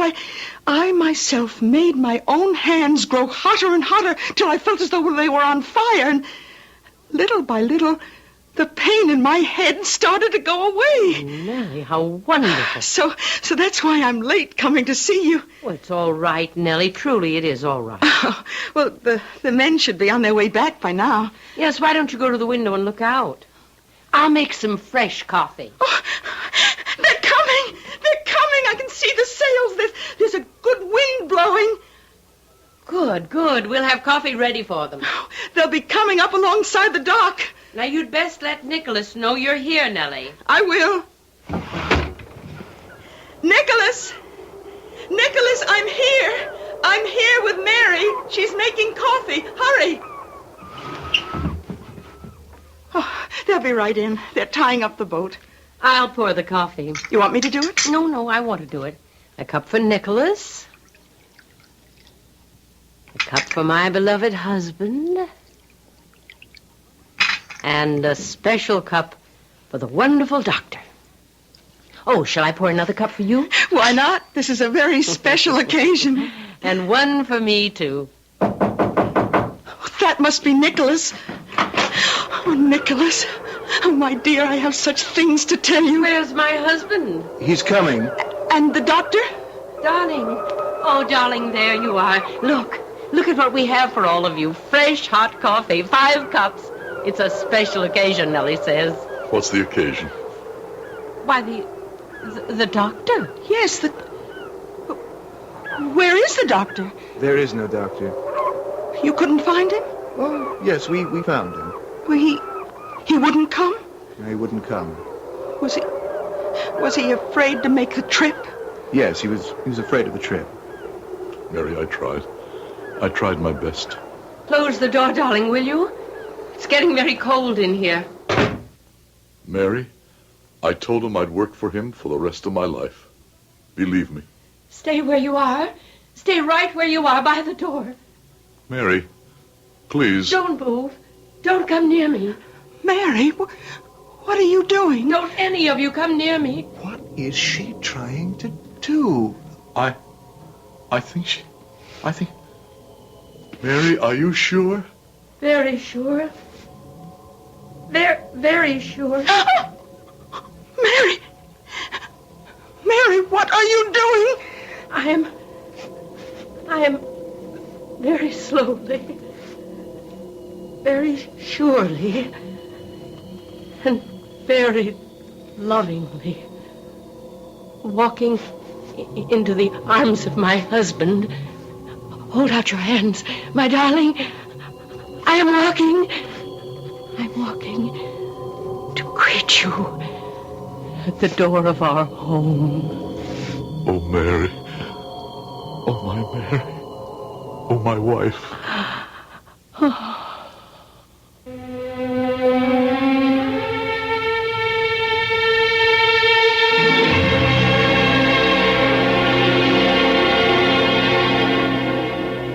What is the moral of our story, if it has a moral? Why, that the handmaiden of faith is truth. That without perfect truth, there can never be perfect faith. But when both truth and faith are perfect, why then, miracles happen. as one has just happened in our story called Faith and the Faker. I'll be back shortly.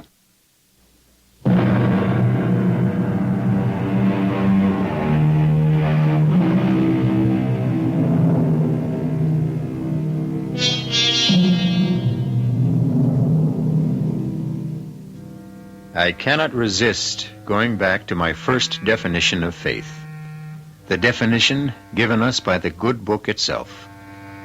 Faith is the substance of things hoped for, the evidence of things not seen. The lines bear repeating and deserve memorizing.